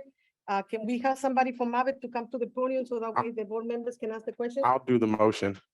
We have a I first and a second. second. Now we're gonna start with discussion. Anybody have questions? Mr. Brian Biederman is in the podium. Anybody have questions? Good evening. Mr. Biederman, I guess, nobody's asking a question, nobody? Thank you. Thank you so much for coming to the podium. Trustee Rico, I have a question for you. Go have one. I have my notes. Yes, ma'am. Okay, so I'm curious, how was the AVID program make an impact on academic achievement? Good question. We have 42 school sites. We're about to onboard 43. So we're at 43. We have 2 national demonstration sites, the only 2 in the county. If you're to disaggregate our data primarily at the secondary level, because it's an AVID elective, a standalone, K-5, it's embedded. But if you look at 6-12 and you disaggregate the data primarily with A through G at the high school level, you'll see significant growth in kids of color that are getting A through G completion, first generation college kids going to college. Even President Mendez' daughter was in AVID while at Edison, very successful. So you're seeing a lot of academic gains. Now, COVID slowed us down a little bit, primarily with hiring tutors to support that tutorial that happens twice a week, but we're still adjusting. But if you look at the growth, it's pretty significant. I'll give you an example. At Edison, they had 48 AVID seniors last year graduate. 100% of those kids were accepted to a 4-year school. 100% of those kids were A through G complete. And that's the 48 seniors that were enrolled at Edison, as an example. Madam President President. Zuleta? And this one's less of a question, more of just a comment. I've had just calls from a lot of teachers that are like over 15, 20 years. And one of their concerns that they're having at the elementary level is kind of the way that's embedded. I guess the assumption is that they don't have the opportunities to be able to rearrange and move their time in their classroom the way that they would like to be able to fit the best needs of the students, because we know that it's not a one size fits all model. And so, you know, I really value the AVID program. I myself am an AVID graduate. I was at AVID from 7th grade all the way up to graduation at Hamilton and at Franklin High School. And so myself and a lot of employees that are here in the district that I graduated with, they were also AVID students and, you know, now instructors in AVID. So I really appreciate it. And I'm thankful for the program. I'm just hoping that at some point we can get some looks at just the K through 6 version and, you know, how we can take some of those additional handcuffs off of our teachers to allow them to access the best parts of AVID while not being restricted to the programming as a whole. Comment? Go ahead. I was just going to comment. That's a great point, and AVID is looking in that at the K-5 level because it is embedded. The data is harder to see, but that's a great point. It's a lot of teacher feedback as well. Thank you. Yeah, I just wanted to point out August School, little Timbuk school back in the middle of nowhere, and you look and you go, how could they get such good scores? And they became an August became a demonstration site. And they got a $15,000 award and extremely proud of it. And that's an elementary school. So elementary schools can succeed with AVID. And I that's one of the first, I believe. Lori Risso is extremely proud of that. And I think we ought to be able to look at that school and others like it to see what more we can do. I heard you say 42 schools is where we're at, and that must include many of the elementary schools then. Correct. It's 42 schools and it's an opt-in. They do not have to have AVID. They are choosing AVID. So the principals and the community, the teachers are opting into it. That's a powerful statement. This isn't a top-down approach to that. And to value add, Trustee McBrien, August is a K-5 showcase school. They were recognized nationally last year. Everybody and they did it in Zoom, so everybody was able to see it. They're one of the handful of schools in Northern California that's a showcase for K-5. What Lori and her team has done at that school, and not to correct you, it was actually $10,000, not $1,500, but they've done a lot of really good work there. I mean, it was 10. But yeah, they've done a lot of really good work there. And we're going to have a showcase for August School if you're able to attend on December 6th. We're still working out the logistics of that, but we're inviting Northern California to August on December 6th for their showcase. You had a time? What's that? Time for the Not yet, but typically the showcases go from about 8 to noon. We will make sure that we get that out when we formally get the logistics set. But December 6th from 8 to noon is the tentative time. We just haven't heard from Thank AVID you. Center yet. Anybody have any more questions? Spanos? Good question. I spoke to Principal Prack. He was in they're not a AVID school yet. But they want to send teachers to training. There are several trainings coming up in October for administrators. November, there's a San Luis Obispo training, and then one in Fresno in November. And then we're trying to do a regional a regional path training here in December 2nd and 3rd. So they have plenty of opportunities. So even though they're not AVID, they can still attend. And that's a lot of feedback that we're getting from STA because they want the AVID strategies, and they might onboard in the following year. In any of my other area 2 schools, let me know if we can get them in there as well. Yeah, you have several. some. You have several in area 2 that are already certified. Yeah. I'm sorry, it's running late and I shouldn't ask. Can I have one more question? Yeah, Mr. Scama, Brian? I really would, I don't know how much this is coordinated with the STEM programs, but I see a lot of STEM incorporated into AVID. So I don't know how that works. Any comment? AVID is in their 45th year, and they have transitioned not only to STEM, but also CTE. They pretty much take best practices, package it on their own, but STEM and CTE are heavy AVID now for a reason. That it's just best teaching strategies. Thank you. Seems to be them. There's no more questions. Let's get ready for the vote. Everybody who agrees, say aye. Aye. Aye. Any abstains? All 6-0. Motion passed. Now we have 12.2, adoption of revised local control accountability plan for Stockton Unified District 23 year. We need a first and a second. I'll do the first. Second. We have a first and a second. Any discussion? Here none, let's get ready for the vote. Everybody who agrees, say aye. Aye. Any abstains? No. 1 no, 5 yes. 12.3, approval 22-23 school plan for student achievement SPSA for SUSD school receiving Title I funding. We need a first and a second. I'll do the first. Second. We have a first and a second discussion. Here, no discussion. Let's get ready for the vote. Everybody who agrees, say aye. Aye. Aye. Any abstains? This vote is unanimous. All of us vote. We have 13.1, approval memorandum understanding with CSU Chico for the intern administrative services credential program. We need a first and a second. I'll do the first. We have a first and a second. Any discussion with the members of the board? Here none, let's get ready for the vote. Everybody who agrees, say aye. Aye. Any abstains? 6-0. We got 14.1, approval purchase document conversion services for Skynet Solutions. I need a first and second. I'll do the first. Second. Discussion? In no discussion, get it ready for the vote. Everybody who agrees, say aye. Aye. Any abstains? Motion passed, unanimous. 14.42, adoption of resolution or intent to dedicate a portion of John Adams Elementary School campus sidewalk to city of Stockton. We need a first and a second. Madam President, I'd like to make a motion to approve 14.2, 14.3, 14.4 all at the same time. They're all campus dedications, one at Adams and 2 at Madison. Thank you. I will second that. Any discussion? Discussion. Mrs. Flores, discussion? Can you explain to me why it's like the sidewalk to the city of Stockton and why we're dedicating it to the city of Stockton? I'm We have confused on that. somebody here to speak up on this item. Yes, I'll She's have, coming, the lovely lady's coming over here to the podium, and you can address it as soon as she get there and your questions. Trustee Flores. Hello. I'm just confused, like why we're dedicating a sidewalk to the city of Stockton. Usually the sidewalk is part of the city's property, but because it was in our property in the APN, during the plan check, they requested that we dedicate the sidewalk to them because they maintain it.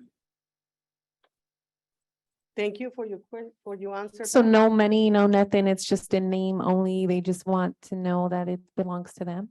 Yes, and also it's for maintenance purposes, because the sidewalk are the city's, it's under their jurisdiction, so they'd like to have actual title to that. Is that the only sidewalks that belong to the city out of all of our schools? I can't answer for all of our schools, but I can answer for Madison and John Adams. Is that what we're gonna do for all of our schools? Usually, yes, it happens when we do projects and when we take them to the city for review, they usually request that.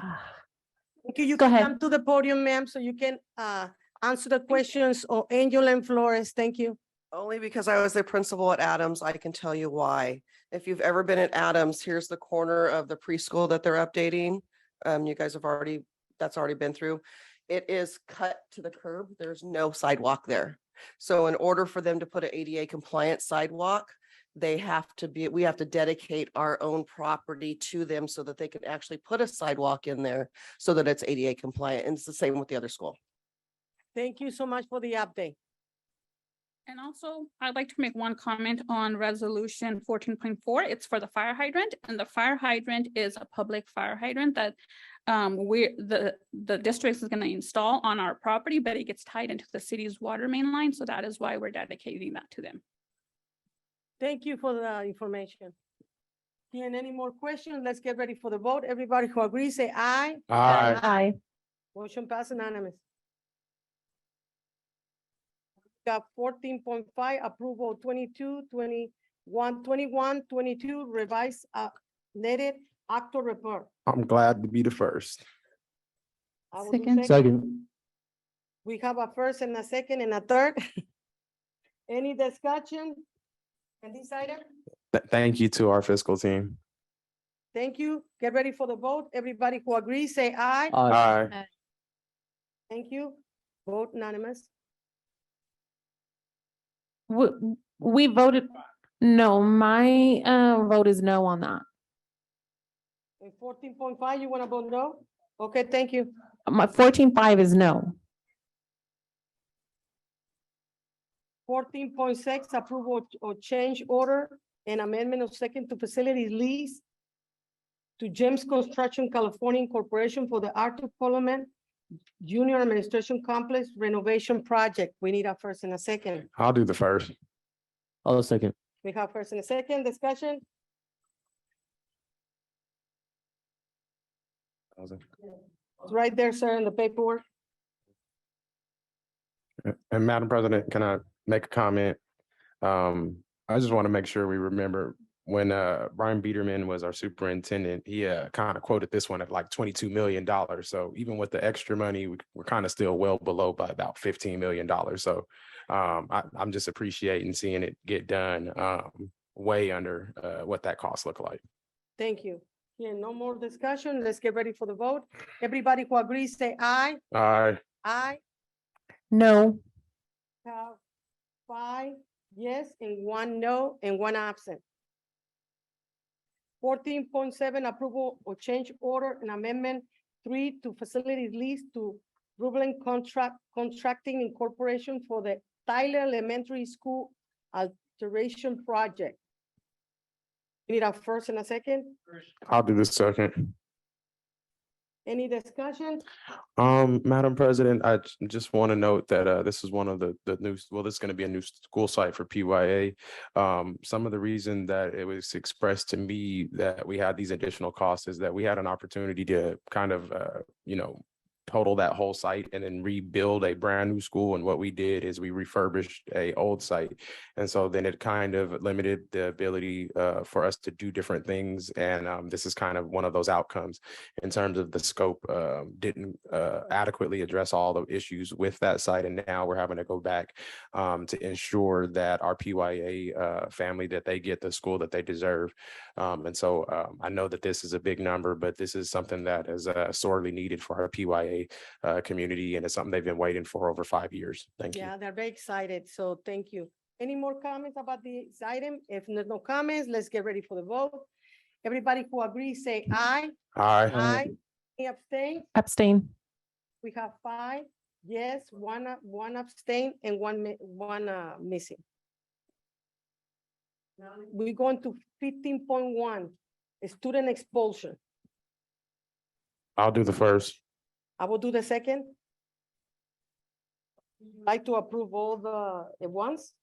If we're gonna do all at once, we're gonna do first and a second. We already got it. Discussion. No discussion. We're ready for the vote. Everybody who agrees, say aye. Aye. Any no's? I'm staying. 1 abstain and 5 yes. My vote's yes, yeah. Now we got 15.1. No, sorry, 16.1 oral suggestions and comments from the community regarding non-agenda items. Do you have anything in there, Christina? Yes, Madam President. Individual speakers shall be allowed 3 minutes to address the board. The board shall limit the total time for public comment on each item to 20 minutes. We currently have 4 public comments on non-board agenda items. The first public speaker is Sylvia Cantu.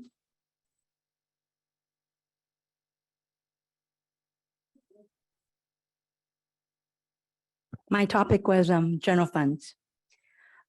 On March 2021, this board approved for 2 law firms to utilize to investigate involving trustees. The grand jury on 21-22 said that this board from 10 months, from July 1st, 2021 to April 30th, 2022, already spent around $1.2 million. It was a 59% increase from 2021. And it also showed that the lack of detailed billing and incomplete invoices for board review create risk of paying for services not received. This board disagreed with that it was not an uncontrolled risk at the district. 2021, the complaints against SUSD trustees are not an appropriate means of addressing board distension because none of these complaints correctly cite violations of law or policy. And the district response was district employees who engage in misconduct may be suspended or terminated, but trustees who engage in misconduct are subject to censure. 2 months later, I received a complaint from trustee Zulueta claiming that I violated guidelines that separate district board relations and union business. And I direct attacked the board and I violated the Brown Act. So what I did finally got settled. So from the moment September to all the way to August, I calculated how much was spent by these two law firms because I don't know which one handled my case. And apparently between these two law firms, and some of you never met the law firm, interesting, was almost $400,000 spent. And not one of them solved my case. Another law firm had to solve my case. And the good news, the district has no evidence of wrongdoing by Ms. Cantu and considers the complaint against her to be closed. Oh, real quickly. Here's the thing that board members can be reimbursed for travel expenses incurred when performing services directed by the board. And I noticed that you follow the policy that we have real quick. It's Ed Code 4403. Some employees get paid either 10 months or 10 working days. So I'm curious why a board member was paid for mileage $3,258.75. That is over 5,214 miles. I'm assuming it was paid 262.5. So that's interesting. That comes from general fund. Maybe she has a doctor note, I don't know. But when did this board approve for a trustee to get paid almost 3,000? So I do care about this district. That's why the solution is let's check why that mileage and reimbursement is done. Because that to me in 1 month, 3,000, 5,000 miles. I don't know where this person was going, but yeah, I want to have proof too, if you want to see it. I have a question on that. Do you have the names of the law firms that were paid? That paid for what? For the trustee investigations or? Of mine? Yeah, do you know the law firm? Yeah. What's the name of the law firm? One was, he's no longer here. And the other one was Mr. Limpton. The board Yes, you can. The bylaw says you can. You just approved that. And she asked me a question. You But just yes. approved that in our board policy today. Flores. So was it Jerome Clay Law Firm? And we paid Jerome Clay approximately almost $200,000. That I only remember approving 40,000 of it, but Jerome Clay Law Office received over $200,000 from our district. Well, you have to remember, I did this from September to when only my case was closed. No. But yeah, I have the individual law firms. I just wanted to Yeah. confirm for point of record. Thank you, Sylvia. Thank you for your comment. Next public comment is Nancy Masson.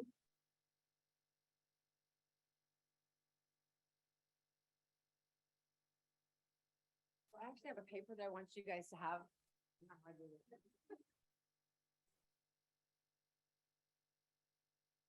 Everybody has it before you start my clock, please.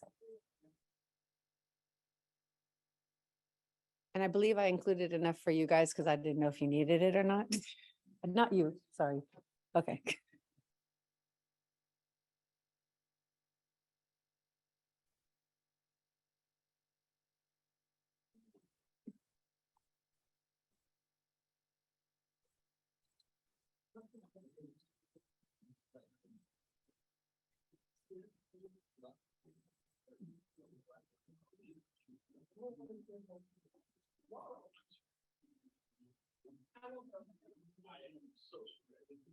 Thank you. You can start. Okay, so I first want to come to you guys. I'm speaking about special education students, but I want us to remember that special education students are general education students that are receiving special education services. So they're all our students. And I'm coming to you because there is a process for so many things that go on in our district. We have policies, and I questioned one of the things that I had that came to me was, that somebody questioned in an email about pushing a kid into my classroom and into other classrooms at our school, which is a common practice, right? We want to take them and mainstream them. That's what we call pushing in, mainstreaming them. And so I questioned what was the process for doing that. And in that process, I spoke with Angela Dunn, who is the special education administrator who is over my school site. And she provided me this form, which I provided to you. And she said that this form is the process in which we use. I asked how we distribute equitably to the students and the staff. How do we distribute those kids equitably so that the students aren't all pushed into one classroom, so that you don't have one classroom with 26 kids in it and one classroom with 17 kids in it, because that decreases the equity of the students being able to have access to the teachers. So I asked her about that. She said that she was waiting for her executive director to approve that stream. I don't know who that is. I'm sure you guys do. But I had that email dated on the 19th of September. I replied to her again that how much it bothers me that we don't have we have processes for everything. We have a policy and a process. If a student's getting a device, there's a form they have to fill out for a laptop. There's a form they have to fill out for a library book. There's all these forms, and yet we have this form, and I showed it to 30 teachers at 6 different school sites, and nobody has ever seen this form. So I asked in my email to Angela Dunn if we could hold off on mainstreaming kids until we follow the policy that they had in place. And she said nothing since then. I've not heard back from her. I'm guessing she's still waiting to hear from her executive director, whoever that is. I want to remind you that my goal is to mainstream kids. I do want to reach all children. That is not my goal. My goal is to ensure that we're doing everything we can to the best of our abilities for each and every student in our classroom. I also want to make sure that that I feel like that this process, since nobody's ever seen this form, and this, I would love for you guys, I challenge you guys to go to your school sites on your little visits as board members, show them the form to the teachers and find out who's used this form, because I can't find anybody yet. But I'm hoping that somebody's using it somewhere. My time's up. Oh, man. Okay. Thank you for your comment. Next public comment is from Emelina Sanguinetti.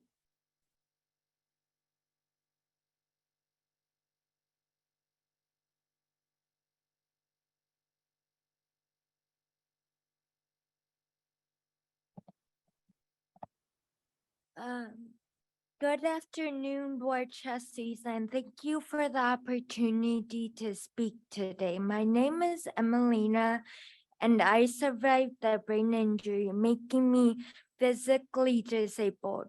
At Chavez High School, there are physically disabled students who have accommodations, and there's an issue with them. My cousin left a comment on my behalf about this, and I'm here to address this issue more. At Chavez, to use the elevator, you have to ask for a key, such as when you are upstairs and want to go down, you have to ask the career center for the key, but sometimes it is closed, disregarding students and their schedules. Having this and other obstacles, I surveyed students at my school. I surveyed 57, and 66.7 of those students were disabled, and they said that the elevators needed to be improved. 52.2 of those students were non-disabled, and they agreed. Students also freely commented on that survey, saying that they wish kids would physical disabilities didn't have to track down someone every single time they wanted to use the elevator. Maybe they could have a designated person, or they can just have a key themselves. The students also commented that the staff did not accommodate or understand their needs. As a matter of fact, after my cousin left that comment, my principal came up to me, sort of disregarding me to speak out, and she told me I should have came to her solely and spoke about this issue. However, I have gone to prior principals and nothing has been done. Therefore, I thought it was important to go directly to the trustees. I was granted 7 extra minutes after leaving that comment. However, I have this question. What about the other disabled students? Do they not deserve to have their accommodations back? I will continue fighting until we acquire the accommodations that we all deserve. Thank you for the opportunity to speak today. For your comment.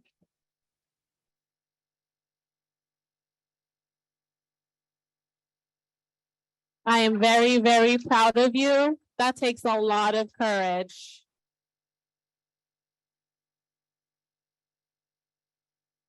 Ms. Christina, who's next? Our last public comment is Mr. Rafael Cardoza.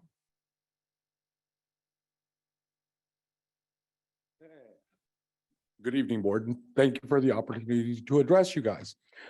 Excuse me. Just, man, you know, I came here with in my mind, I wasn't gonna say anything and just sit there and listen because the election's like in a month and I need to really listen and pay attention to what's going on. Yeah, you guys, bruh, quit fighting. Y'all are children acting like children, not everybody up there, but y'all act like children. Grow up. Grow up.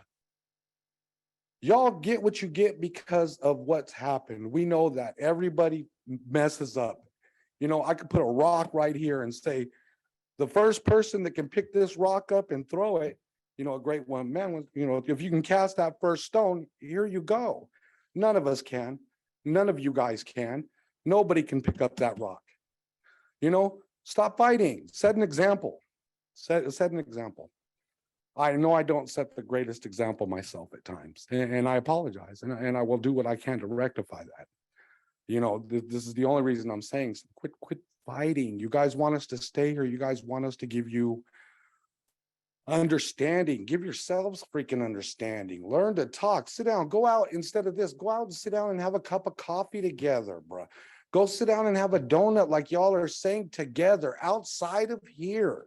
You guys have a big responsibility on your heads. And to do it separately the way you guys are, you know, I don't understand certain things. We got a union that ain't freaking unified with 2 separate things, 2 separate factions within the union. I don't understand a lot, you know? I'm very confused.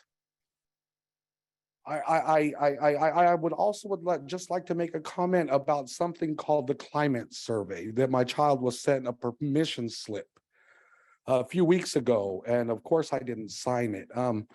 I just am appalled that I read something in my district that affects our kids, our district. It said there are questions on this survey that may make your child feel uncomfortable, but that there would be counselors there to speak to my child should any of these questions make my child uncomfortable. And I started digging deeper. What in the hell are you guys asking my kids about sexual orientation for? May I ask?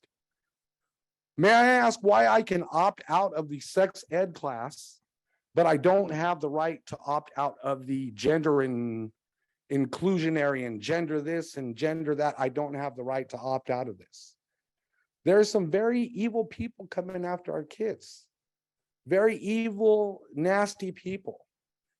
You guys need to set a better example so we can counter those nasty people, please. Thank you. Thank you, sir. I really appreciate it. Next, Christina. This concludes public comments. Thank you, everybody, for coming. The meeting is adjourned.